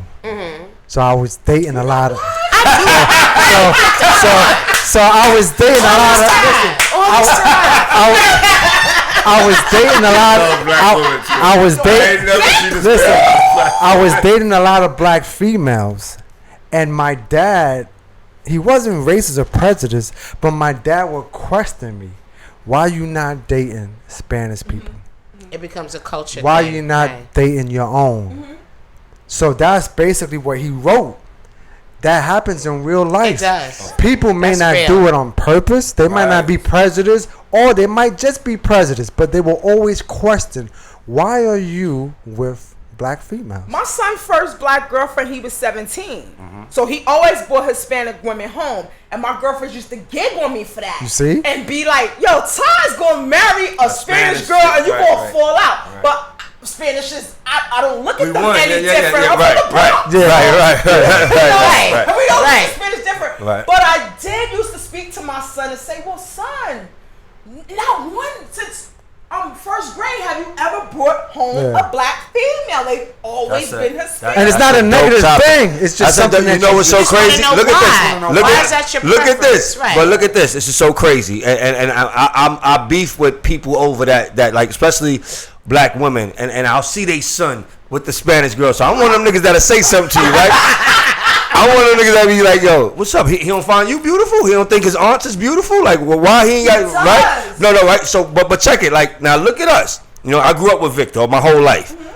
Me and him, we love dark skin. I'm a dark skinned woman lover. I love her, and I'm the the light skinned Spanish looking guy from the block. and my dark skinned friends, they like the light skinned girls. So it's like it's crazy. It's just so crazy where. Damn, now I can't blame your son, you know what I'm saying? Because look who I like, you know what I'm saying? I like the dark skinned girls, you know what I'm saying? And he said that to me. You know what I'm saying? He said that to but beauty's me, beauty. But I never questioned him. He was about. As long as he know himself, 14, like, yeah. And he said, Mom, that's what I like. Right. What was I, as a mother, I'm going to say, well, don't like Spanish women? No. When he said that, he put me in my place. And like, I love Spanish women. This is what you like. But. That's what you. That's what we like. Exactly. You know that's what it comes down to. But it's deep though. I just like you said. Like long as he loves himself, like I don't care who my son or my daughter dates, but long as you know who you are, you know what I'm saying. It's Farrakhan in this house. Malcolm X is in this house. You know what I'm saying. As long as that stays with you, Mary J. Blige stays with you. Jay-Z stays with you.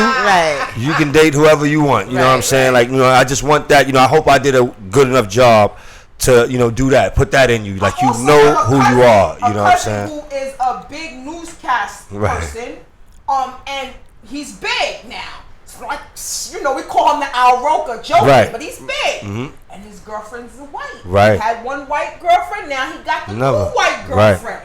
And it's like my family, like.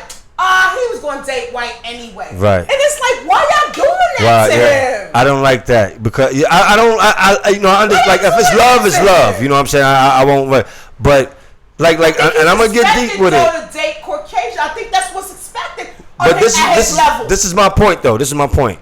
It's black girls at Harvard. It's black girls at Duke. Why we ain't snatching over? Because goddamn, if you a black girl at Yale, you definitely got it going on. You know what I'm saying? Like we could build together. Like we graduating, what we could build together. So that's why it's the Michael Jordan syndrome, baby. Yeah, I'm just not for it though. Yeah, I'm just saying. Not for you know it, what I mean? That whole Michael Jordan. I'm the elite, and this is the only way I look elite is by play. But men do that too. You might not have a Caucasian woman. But you may have like the videos, chick, right? like the videos, you know what I'm saying? You know what I'm saying? Who's the model and the model? So you perceive to be those qualities and those features that, I mean, it's a preference. It's everybody has. I just have a problem. I do. I'm not gonna front. You know what I'm saying? And even though the checklist is about love who you love, but when it does come to white and black, I do have a problem sometimes. What makes you have a problem with it, though? I feel, especially since you're doing a plate. Right, and this is a dope topic to talk about. Yeah, I all just have feel biases. If you wasn't who you was, are you accepted? Is your brother accepted in this family? Like, and is she gonna come to the cookout? Right. Does she like grandma? Does she? If she's like that, I love it. But if that person takes you to a different world and don't want to come to our world, I don't know. Like I said too before, and I take that back. Like to be with one of our closest friends. One of our close friends knew him all our life. Shout out to my aunts. They're not her ratchet. Let me take that back. Right. Because One of our closest friends that we grew up with all our life, he moves to DC, right? And probably like in his late 30s too, like late 38s, right? And I've been around him all my life. I've been around Antoine all my life. I saw him love black women, love Spanish women. Like never had a problem with not his skin color. Antoine's a dark skinned brother. Antoine is married to a white woman right now, right? Now, when I go to Antoine's house, right, in DC. Oh, shoot. Yo, as soon as you walk in Antoine's house, you see motherfucking Nelson Mandela right here. Okay. Martin Luther King right here. Okay.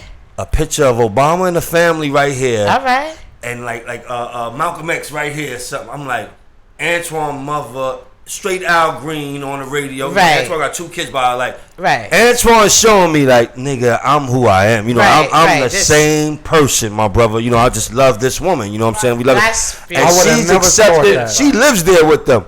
I'm like, damn, if this woman, she's accepting my man and who he is, so how can I be against? Yes, she's Caucasian. She's very Caucasian. I would have never Caucasian. Very Caucasian. I would have never thought that. I have to love her. Like, she loves who I love. I love Antoine, and she loves him just like he is. So I respect it. When it comes to love, I respect it. No, I just didn't think he would marry a white female. Yeah. Because he grew up in the hood. He loved black women. Yeah. But love doesn't work like no, that. it's true. Doesn't. And you learn, you learn. You know, I would have never. But when I look at a famous person that does it, I always go to that girl only liked you because your money.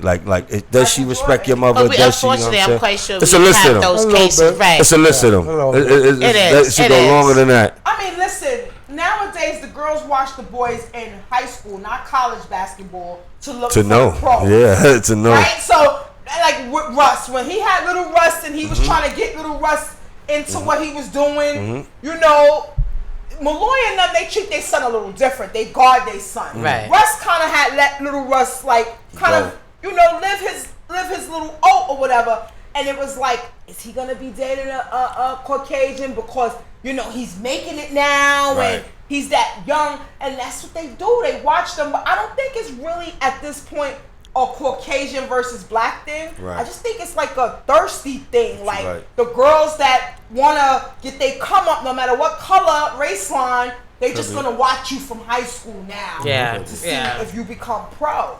Isn't that something? Could be. It's crazy. So Wally, I want to go really quick back to the checklist play for a second, and what made you? Because I know a lot of people that know you from high school. A lot of people you went to high school with, right? Losing. Lord Tariq, Boogie Black was with me in high school. Wow. Shout out to Boogie and everybody. Legends. We got a couple of legends. David Santiago. What school was that? Stevenson High School. And I actually might bring Stevenson Piano in here. Oh man, Biz, Will Lewis, oh man, we deep. Wow, okay. We deep. I mean, being that, I know so many people that you went to high school with, and a lot of people that speak highly of you that you went to high school with. Appreciate that. They always be like, I never thought that he would write this play and it would take off like it did. What was your first step for my young viewers that's tuning in? What was the first step? Because I had shout out to Nightlife web series. They came in last show and spoke about how they created their web series that became to be so dope. No doubt. And so for my young viewers, what is it that made you take the first step? Because we all got this idea what we want to do. Like, I want to write a book too, right? It's crazy. We It's all crazy. do. It's good. So tell us, how does it come to fruition? Like, how do you take it from paper to stage? Well, first you got to believe. I'm a confident brother, and anything I do, I'm very confident, and I think that helps. Like with anybody, with comedian, a singer, you got to get up there. If Simon Cowell, they tell you to sing. So you say a joke, So I'm a confident dude. I think confidence comes first.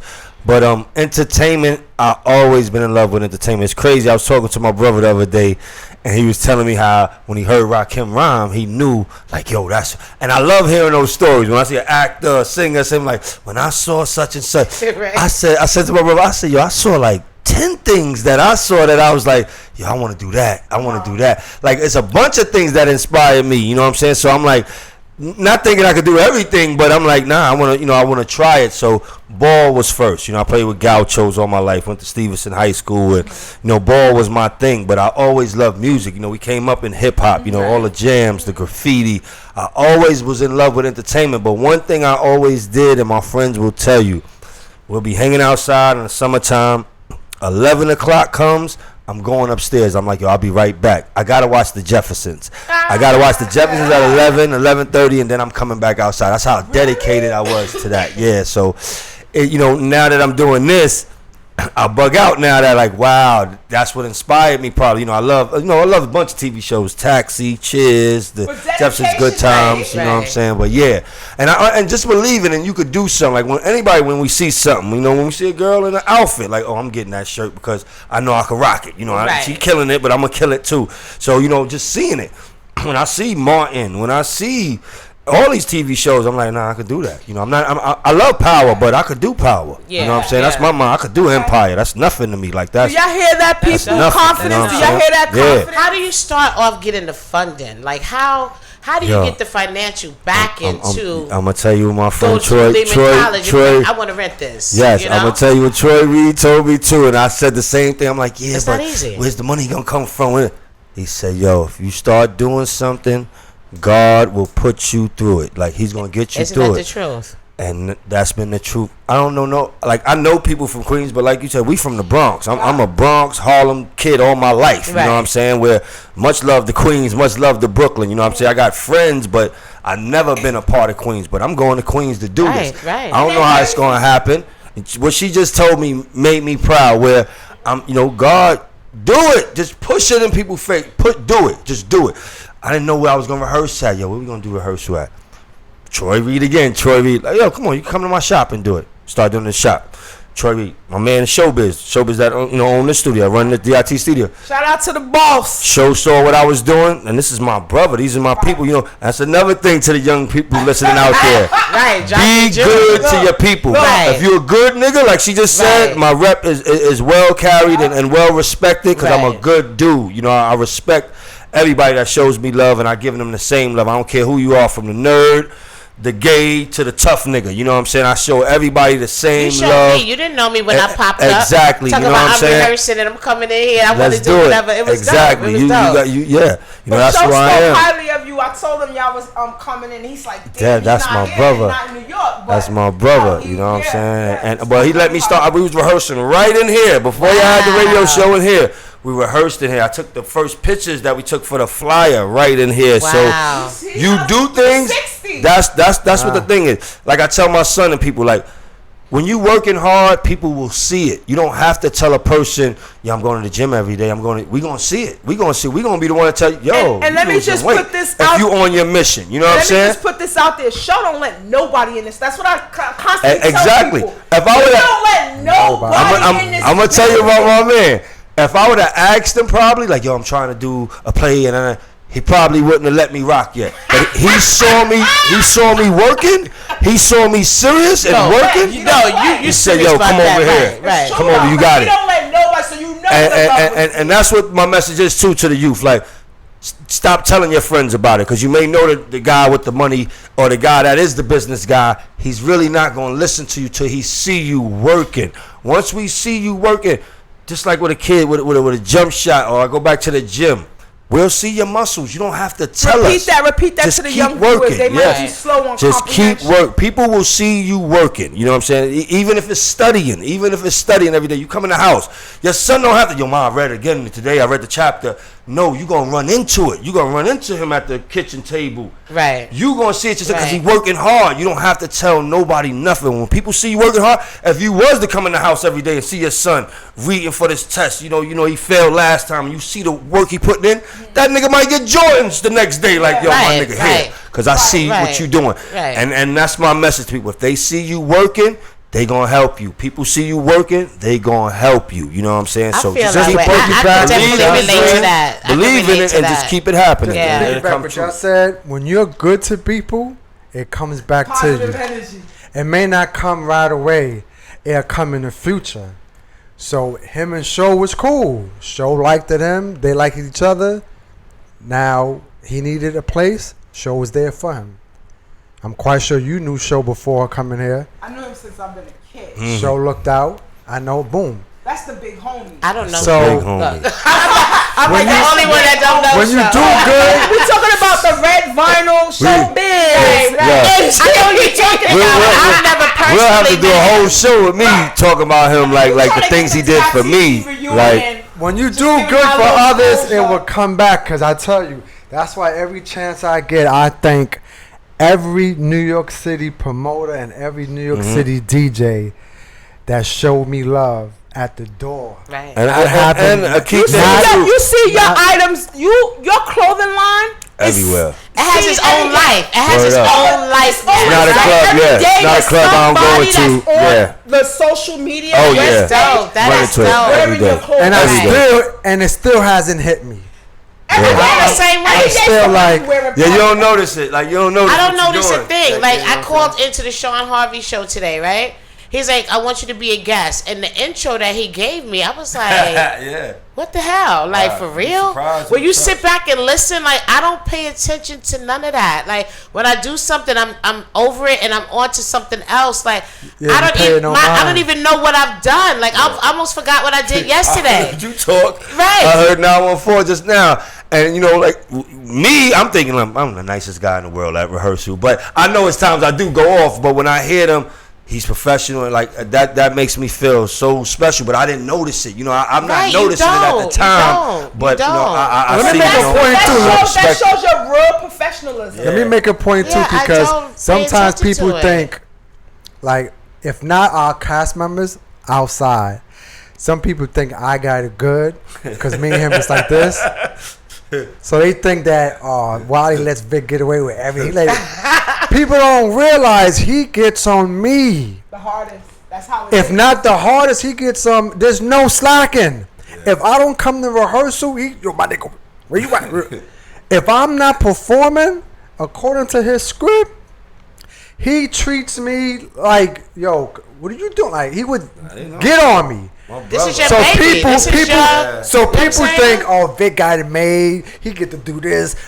Why he lets him make up his own lines? No, but I earned it. Professionalism is not free. I earned it. I always say professionalism is not free. I earned everything he lets me do. I earn it. But when I'm not performing, he'll get on me. If I'm late, if I don't show up, he gets on me. The other cast members may not see it. They might, oh, Vic get away with everything. No, I don't. Vic is like, look, Vic put that out there, so now they see it. But it's the truth, though. And sometimes I know him so well. Sometimes I'll be in the back, like, and he'll mess up with something. I'll just give him the face, and he know, oh, this nigga's mad. Honestly, this is how I've been carrying it for the last maybe 3 to 4 months. I've been telling all the people that claim that they care for me, don't put that shit on social media. Right. Do it in person.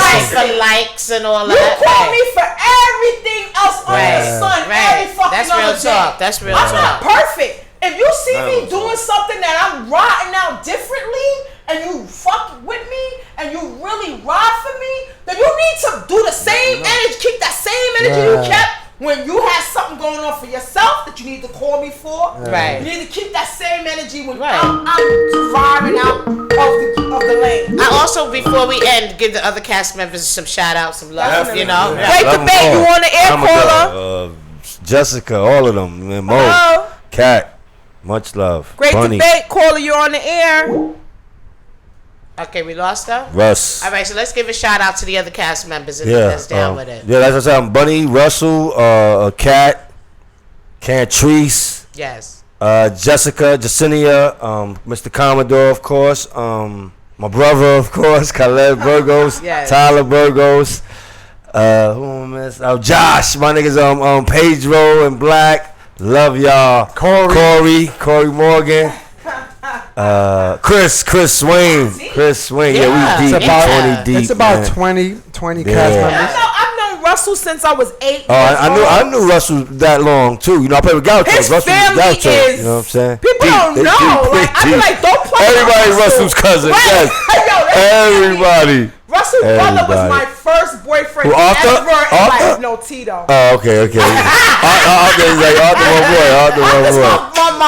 That's my brother. Tito was my first boyfriend ever in life. That's what's up. And so that family, they used to run the Wild Wild West in Harlem. Yeah. Like, they are super deep. I'm like, don't play with Russell. He's not about barbershop. Another person, Russell. We rehearsing his barbershops. We rehearsing his beauty salon. And it's you gotta be good. Yeah, you know what I'm saying? With love, man. Yeah, that's all I'm saying. Life is short, man. Because it's so important. You just not for the comeback, but just do it out of habit. Work hard, man. You feel better. And you never know what a person's going through. Right. Like people think my life is great because I'm constantly laughing. I go through things also. I just don't broadcast it. Right. But just because I go through something, I don't want you to go through it. So I'm going to give you positive energy, even though I may not feel it. I just feel a beam of light right now. Speaking about your life, I'm not going to go too deep in it, but I do got to congratulate you. You did something most recently that's life-changing. Yes, congratulations. I saw that too. Yeah, I'm going to keep that private. Yes. Congratulations. You have to. I'm going to tell you why. I was private for my whole life. Kept secrets from people. With this situation, I was opening up a lot.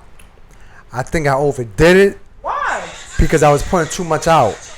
Now it's time to keep it Now it's time to keep Rein it back in. Yeah, right. you gotta keep it private. This mango dip is so good. Look, she got me reached. Your relationships, you gotta keep your relationship private because there's a lot of hate and home wreckers. So you gotta protect your relationship, I fall man. a victim to Protect that your energy and why. protect when I'm in your love, relationship. I want the world to know, like, and that's a bad thing.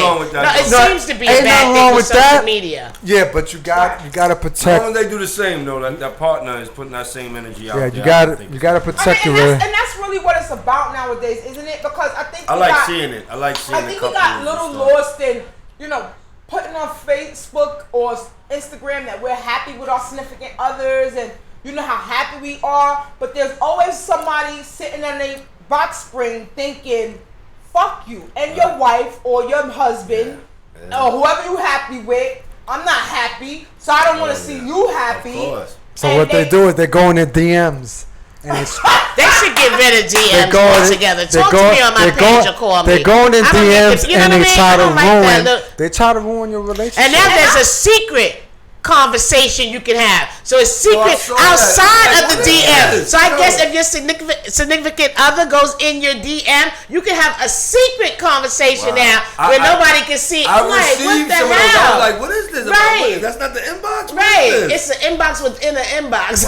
Yeah, that's true though. Crazy. And I mean, it gets to the point where you really could love somebody. And again, me and 914, for example, used to have this debate all the time because Kevin used to be like, yo, it's hard to have a relationship when your partner and you both online. And I used to be like, nigga, get your shit together. Because the reason why it's so difficult and not meaning him, meaning in general, the reason why I felt that it was difficult for men is because they were doing too much. Yeah. You can't do so much and you in a relationship. You don't talk to me in my DM. I'm not answering you. Yeah, he was right. You should know right.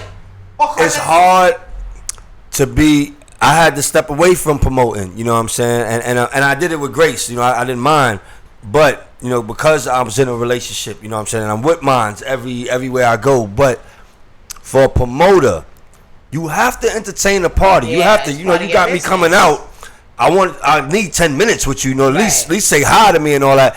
And if you got your loved one with you, and she may not even care. Like, go ahead, go rock out. But the other girls be getting upset if you can't give them the 10 minutes. You know what I'm saying? That because you invited them out. You told them to come out, and they think it's a personal invitation. It's a job to be a promoter. Right? It's a job. You know what I'm saying? Like, you gotta entertain the party. You know what I'm saying? And if you don't have a mate that respects that or understands that, then it might be a little trouble. Even if you do have a mate that respects it, because I'm one female, because I'm in the game, I will never get upset over my significant other with females in his face. That doesn't apply to me because I'm like, you come home, you do what you gotta do, we're good. Right. But it wasn't until I experienced social media with people in my DMs like, oh, it was just like a picture.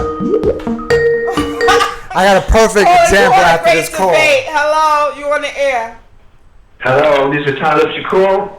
Give me a shout out to Miss Debra, Coco, the Queen, loving everything you're doing. Hey, babe. Hey, babe. What's going on, man? You alright? I'm good. I'm eating good energy. Yeah, Rima treating me well. She treated me well. She feeding me and she gave me some Ciroc. We got some good guests over here. I'm feeling good. If you're looking for me, I'm here. I'm here. I'm not leaving. If y'all didn't know, the new co-host is Debra Coco. Right. I'm here. What's up, buddy? Yeah, what's going on, son? You doing good things, man.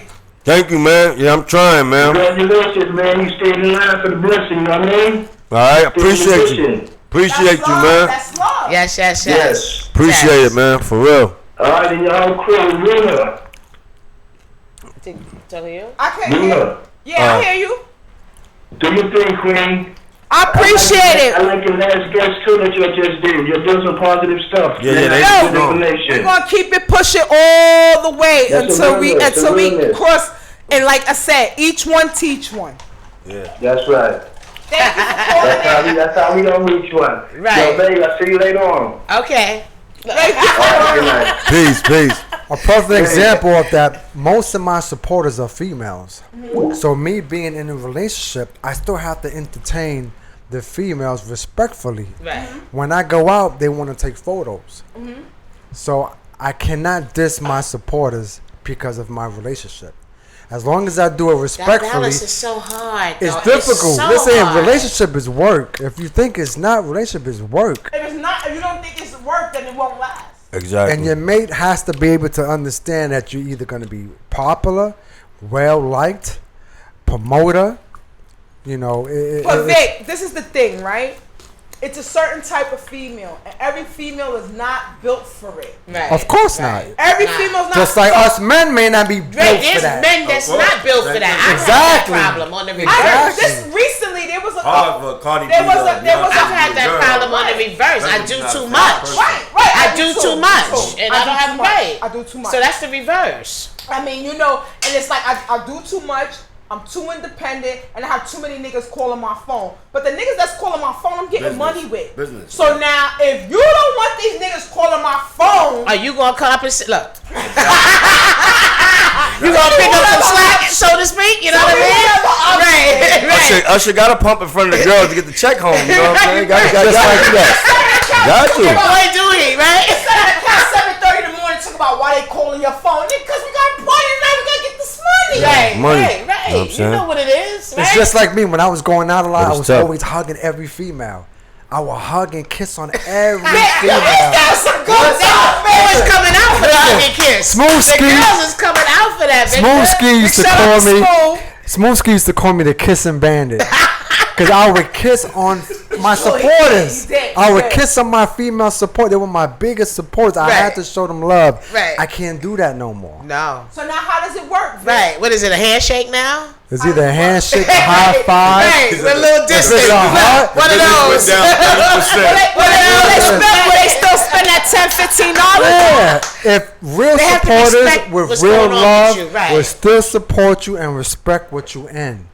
If they not, then they not real. I always say the worst thing a male promoter could do is sling community D. Right. You call it community D when you just sleeping around with a lot of females to sell tickets, to get them to come to parties or whatever, because that expires after a while, because the female that you sleep with, you can't keep sleeping with her. Yeah, so then it becomes toxic, because now she's like, oh, you ain't sleeping with me? You sleeping with Well, how about when you step in the party and they run up on you because they got issues? You trying to do your thing, handle your business. You got girls standing there with their arms crossed, with attitudes, looking at the door, waiting for you to come in, right? Because you ain't calling back in 2 days. What's that comedy where he be like, get her out of here? Right, you need security just for that, okay? Just for that. But you see, now I don't do all that aggressive That's stuff. grown man. You made a transition based on I made what's a going on in your decision life, to be in a relationship. I have to respect not only my relationship, but I have to respect who I'm with. Right. Especially if you love the person. Because that's respecting you. course, exactly, You yeah. made this commitment to this person. Facebook and Instagram is hard for some relationships. Right. I ain't gonna lie, at times it You is. are a very attractive, and I'm not flirting with Wally. Whoa. Now I'm for be calling. Nobody never told me this before, so thank you.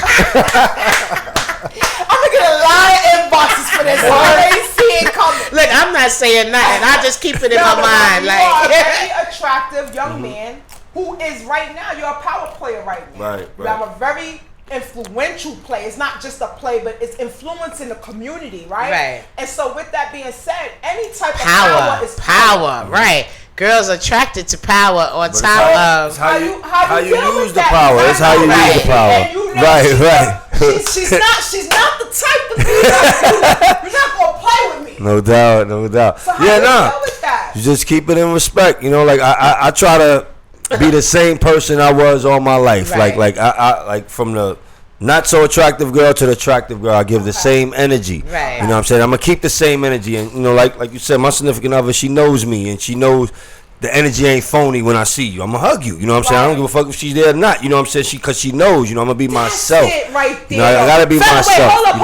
You respect the situation and you're not going outside of that. That's important. I need the male promoters to really get what he said. Male promoters. This is for male promoters. I mean, it could be for any male, but really in particular male promoters, because it's hard to juggle that. Right. And it's it's key what you said. Nah, it's the energy. if you do that in front of your girl, she knows already. Like, all right, that's how he rock. And then after a while, the respect comes. You know what I'm saying? Like you said, you know her. Like, you know, the respect gonna come. She see the way I approach her. She's gonna do nothing but give her respect because she see, oh, nah, he got love for her. He respects her.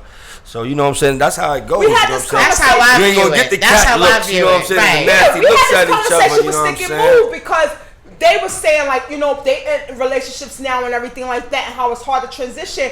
And me as being a sis, I'm not going nowhere. I'm gonna be sis forever. Right. Whether you in relationship now, relationship later, that's my blood. So We're not same blood blood. by birth, No. but that's my blood. Right. With that being said, is wifeys and me never have an issue. Why? Because The respect is shown right in we front of you. respect each other. If you his wife, I'm gonna give you. You're not gonna feel no vibe from me. If I see you standing with your lady, I'm gonna walk up. I'm gonna greet her first. The nice ones and will. then I'm gonna Yeah. say, Oh, yeah, you know I what do I the mean? same thing. I'm gonna make sure I greet your lady. If I'm I not see just you gonna with step your up and act man, like you're I'm not gonna with greet nobody. your man first. Right?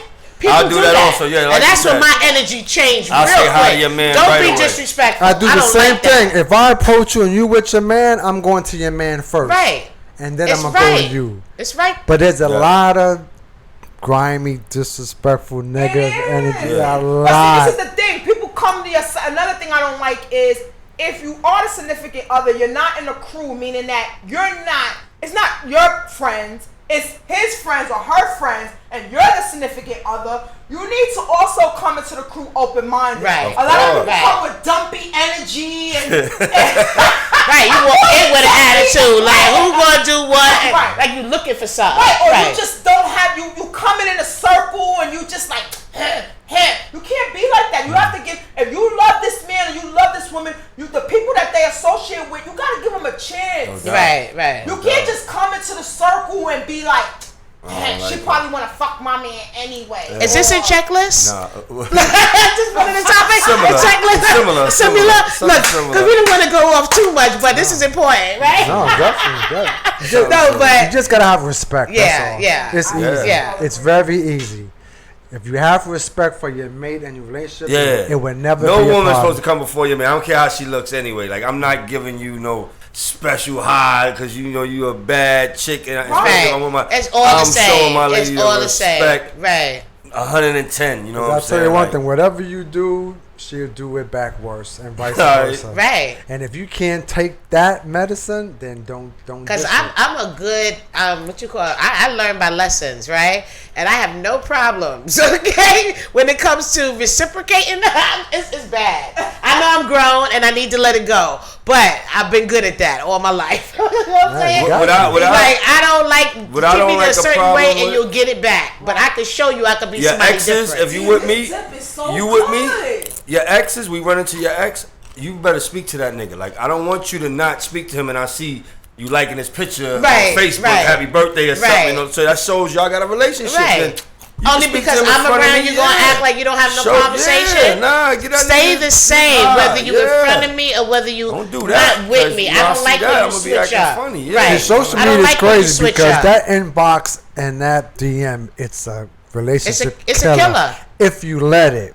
If But you you- weak, But you know, we can do a whole new topic on that. I said you are lying. Y'all doing too much. The man doing too much. And then when it happened to me, and somebody, it was off a picture, and somebody DM'd me, and it was like a whole thing in the DMs. Right. And I'm like, y'all really do this? I felt violated, actually. It's not appealing. Don't DM me asking me who I'm dating. Right. Don't DM me asking me who I'm laying with. Don't Like, send me y'all no violated. pictures. Don't send me no But that's why I like pictures. screenshots, because screenshots is one of the greatest inventions out. My crew, shout out to the Funk Master screenshot. You can't deny a screenshot. You can time and everything. You can delete the DM, I got a crew. but that They are screenshot. vicious. If you delete it in 1.5 seconds, they already too got late. that screenshot. Wow, I got a crew that is not. They not a game with it. Shout out to y'all. Y'all know. Oh wow. But that's why I said your mate and you have to be honest with each other. Anybody's in your DM saying on words that think that not supposed to be in there, come forward to your mate. Say, Right. look, this is such and such as in my I mean, what he said. it's a great thing when you both on the same page. Yeah. With I was that. about to say, How but you about when one Honesty, hides respect. that and the Respect other one your is mate name. yeah. Oh yeah. Yeah. True, Oh, yeah. but you gotta be honest. You gotta I'm be not honest saying though. nothing about nobody dealing with me like I'm You gotta be careful, positive. I know you positive energy and all, but you take that to the wrong Teresa that Melissa's inboxing you talking about, oh, where that D at? You gonna have problems that night. Right. I promise you that. Right. Yeah. You have to make sure that your mate is prepared. Again, women who are insecure, I always say, shouldn't be dating people that's popular. Right? Because you got the popular guys. And you got the non-popular guys. And you have to be built to date a popular guy. You have to be built like Teflon nowadays. Because with social media, that made it double impact. Right. It changed everything. Yeah. It was one impact when you just popular and you in a club and you got the chain on in the back. Now you laying in your bed and they coming at you, right? You could be eating cereal and they say coming at you. It don't matter. Crazy? Right? It's so easy to and then get. don't let me and you date him. That is really on a pot. Because he could have been a nobody. But the minute we post him, this is what I tell him. Because social media is a tell. Like Facebook and Instagram's a tell. I tell all my G's, I'm like, yo, my nigga, if you gonna hit her picture, hit the one with her and her man on it too. Because if you just hitting the one with her on it, the man is gonna look at it like, yo, why does nigga always hit your picture with just you? You know what I'm saying? Because you'll notice that. They ignore the ones with you and your kids. Yeah, no, you gotta hit those. There's a lot of people that do that.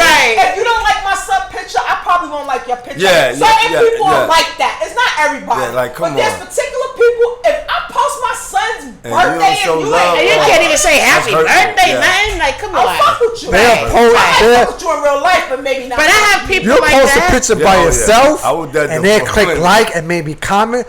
You'll put a picture of me and you up and they won't touch it. Oh, they won't touch it. I'll be like, that used to happen on my man's page all the time. He put up one page, got 150, 200, 300 like. He put me and him, it'd be like 40. So I'm saying, which one of these girls you messing with that they ain't liking this picture? Because I'm like, it was like a pattern. Yeah. You only like his picture and you're not being respectful to what we got going on. But you know what I mean? Again, one of my best male friends, I'm going to leave you, because I know you watch it, so I'm going to leave your name out of it. Because they say Kareema be snitching. But one of my best friends said it best. 2 days after he got married, he became the most popular guy on Facebook. 2 days after he got married. 2 days after he posted his wedding, he said, yo, Rima, I never seen this much ass in my life. Yeah, it's crazy. It's just like me and him. He's popular because of the play and because who he was growing up. Any woman he's with, now they become popular. Yes. You know what I mean? And just like me. That's that Midas touch. Whoever I'm with. Right, that's that Midas touch. Whoever I'm with is now popular. People, she goes out with Mr. Positive. Right. She goes out with Raul. She goes out with Wally. Wally the checklist. Who that? The guy that directed the play? That's who she.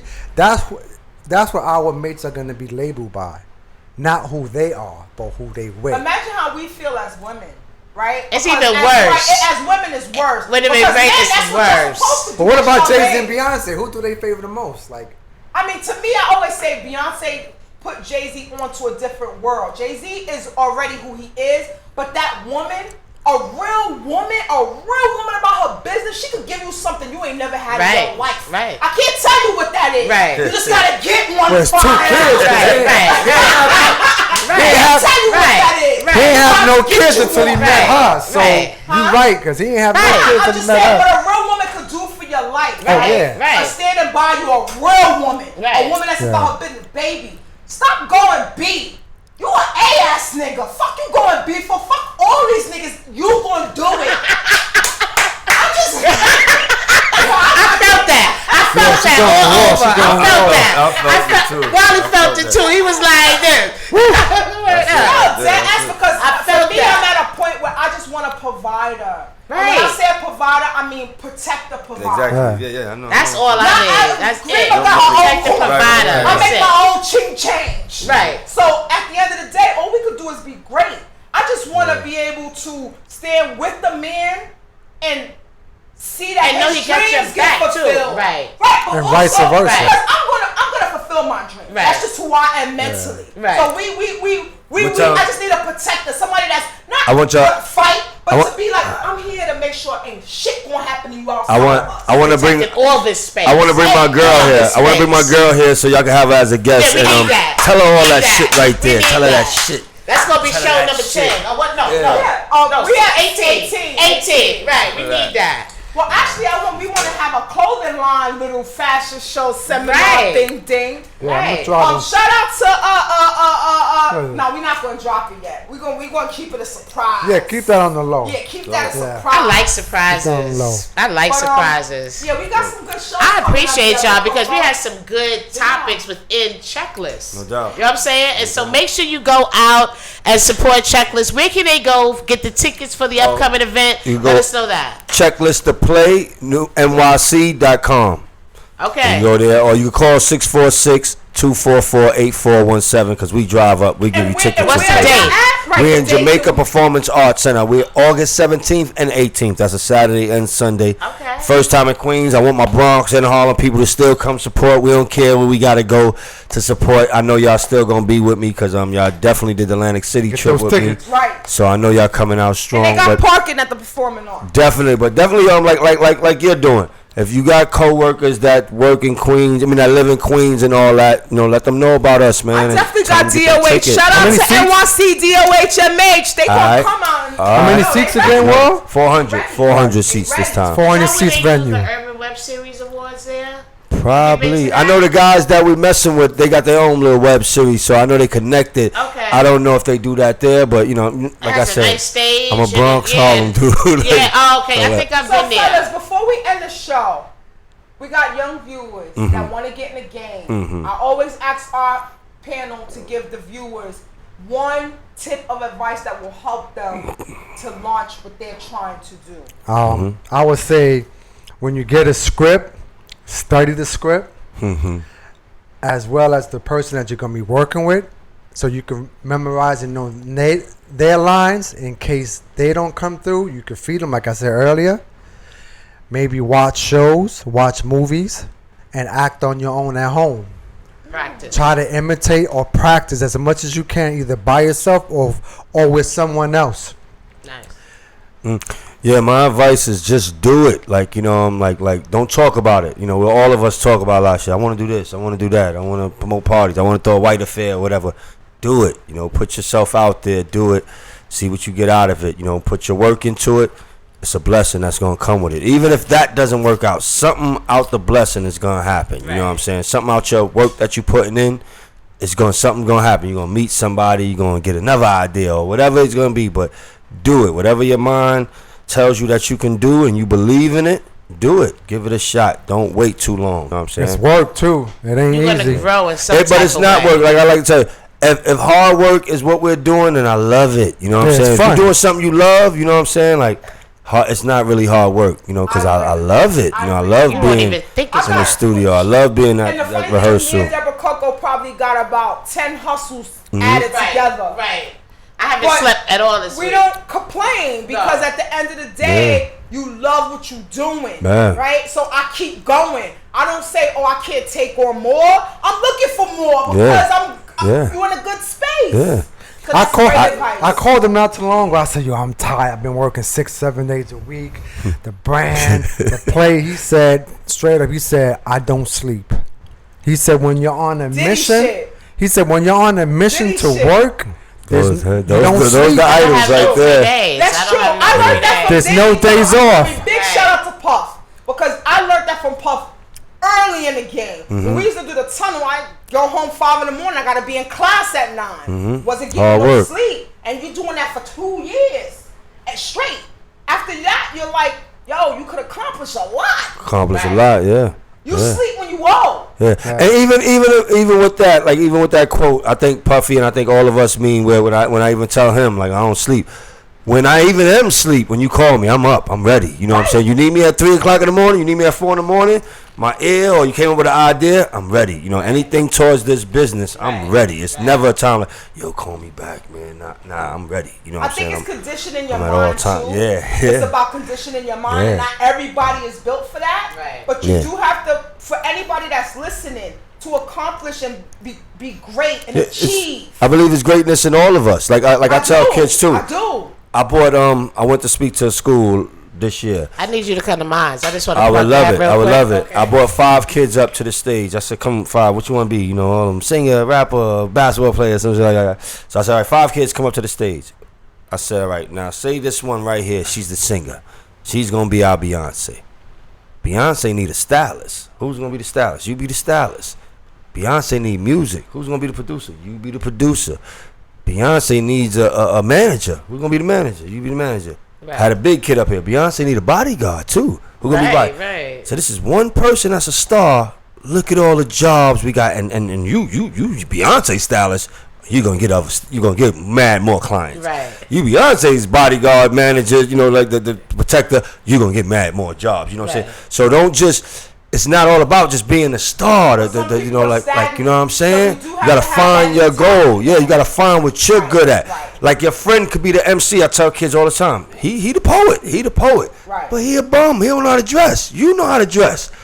Dress that nigga. That's a job. Right. You gonna have the whole world. The whole world gonna like his verse. Whole world gonna like his clothes too. Is the biggest. Yes, stylist and all that. Ever. Yes. I remember when I met June. Yes. She was going to Rockefeller. That's a $1 million job she has. You know what I'm saying? So don't just look at the beat of basketball. Basketball player gonna need a manager. The basketball player gonna need things niggas handling his little business, getting him on radio shows, promoting him. Everybody today want to be Beyonce. Yeah, they want to be the star. Like stop focusing on that. Stop. You can make more money in the background, and Beyonce can't go nowhere. Her manager can go anywhere. Her stylist can go anywhere. The Great Adventures. Beyonce can't take the kids to Great Adventures. But you down with Lenny S. Look at my man Lenny S. He works for Jay and Beyonce and all that. Like Lenny came to my show 3 times already. Nobody knew who he was. You know what I'm saying? Exactly. Nobody Lenny can go anywhere he want. You know what I'm saying? And no doubt came a long way. I remember when Lenny was outside holding the posters up. You know what I'm saying? I used to laugh at him. Flyers, bad boy and all that. Yeah. I used to laugh at him like, yo, my nigga, what you doing? He took the last best pictures of God Bless the Dead of Nipsey Hussle. Yeah. Wow. He took those pictures that him and Lauren London had on with the purple. And that's another thing of having good relations. Right. Back to the young people, keep good relations, because I knew Lenny since high school. You know what I'm saying? And we've been being close since. Even when he first started at Rockefeller, I was doing beats. I started with the beat. I'm shows. I'm under show. Whatever show was doing, I did. You know what I'm saying? So I used to do the music, but he used to always take my beats. Always. Jay-Z and them never picked them, but he always would accept me up there. I used to go up there, even back in the days and all that. So, and he's still a good friend. He's still trying to help me to this day, and that's a blessing to have friends like that. Shout out to Lenny and you know what I'm saying? Definitely. Good guys, good brothers, man. And it works the same with them. Yes, and it works the same with them. They will help you, but if you working, you can't just come up to Lenny and them like, I got a demo and all that. He got to see you put that work in. Peck Eyes and them got to see you put that work in, and they'll help you with no problem. My man Shampoo, too. Shampoo is my nigga, too. Show that we doing now that helped me, gear me to the right direction. Shout out to Sean Peck Eyes and everybody else who is following their dreams, whether you're a millionaire or you haven't made $1 from your dream yet. Keep focused, and I promise you, one day everything will play. It'll come, it'll all come as one. I'm Kareema. We want to thank our guests tonight. Yeah, lovely time. Thank you. Thanks for this. I'm Debra Coco, y'all. And this is the Great Debate. Yes. Great show.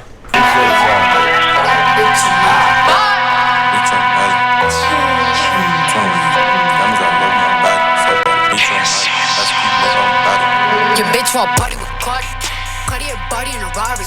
Diamonds all over my body, shining all over my body. Cardi got your bitch on Molly. Bitch, you ain't gang, you lame. Billy truck laying the lane, blow up the brain. I go insane. I drop a check on the chain, fuck up a check in the flame. Credit ticket, man, you upset. Cardi got rich, they upset. Yeah, Cardi put the pussy on offset. Cardi be brain on offset. Credit ticket, man, you upset. Cardi got rich, they upset. Yeah, Cardi put the pussy on offset. Cardi be brain on offset. Who got this motherfucker?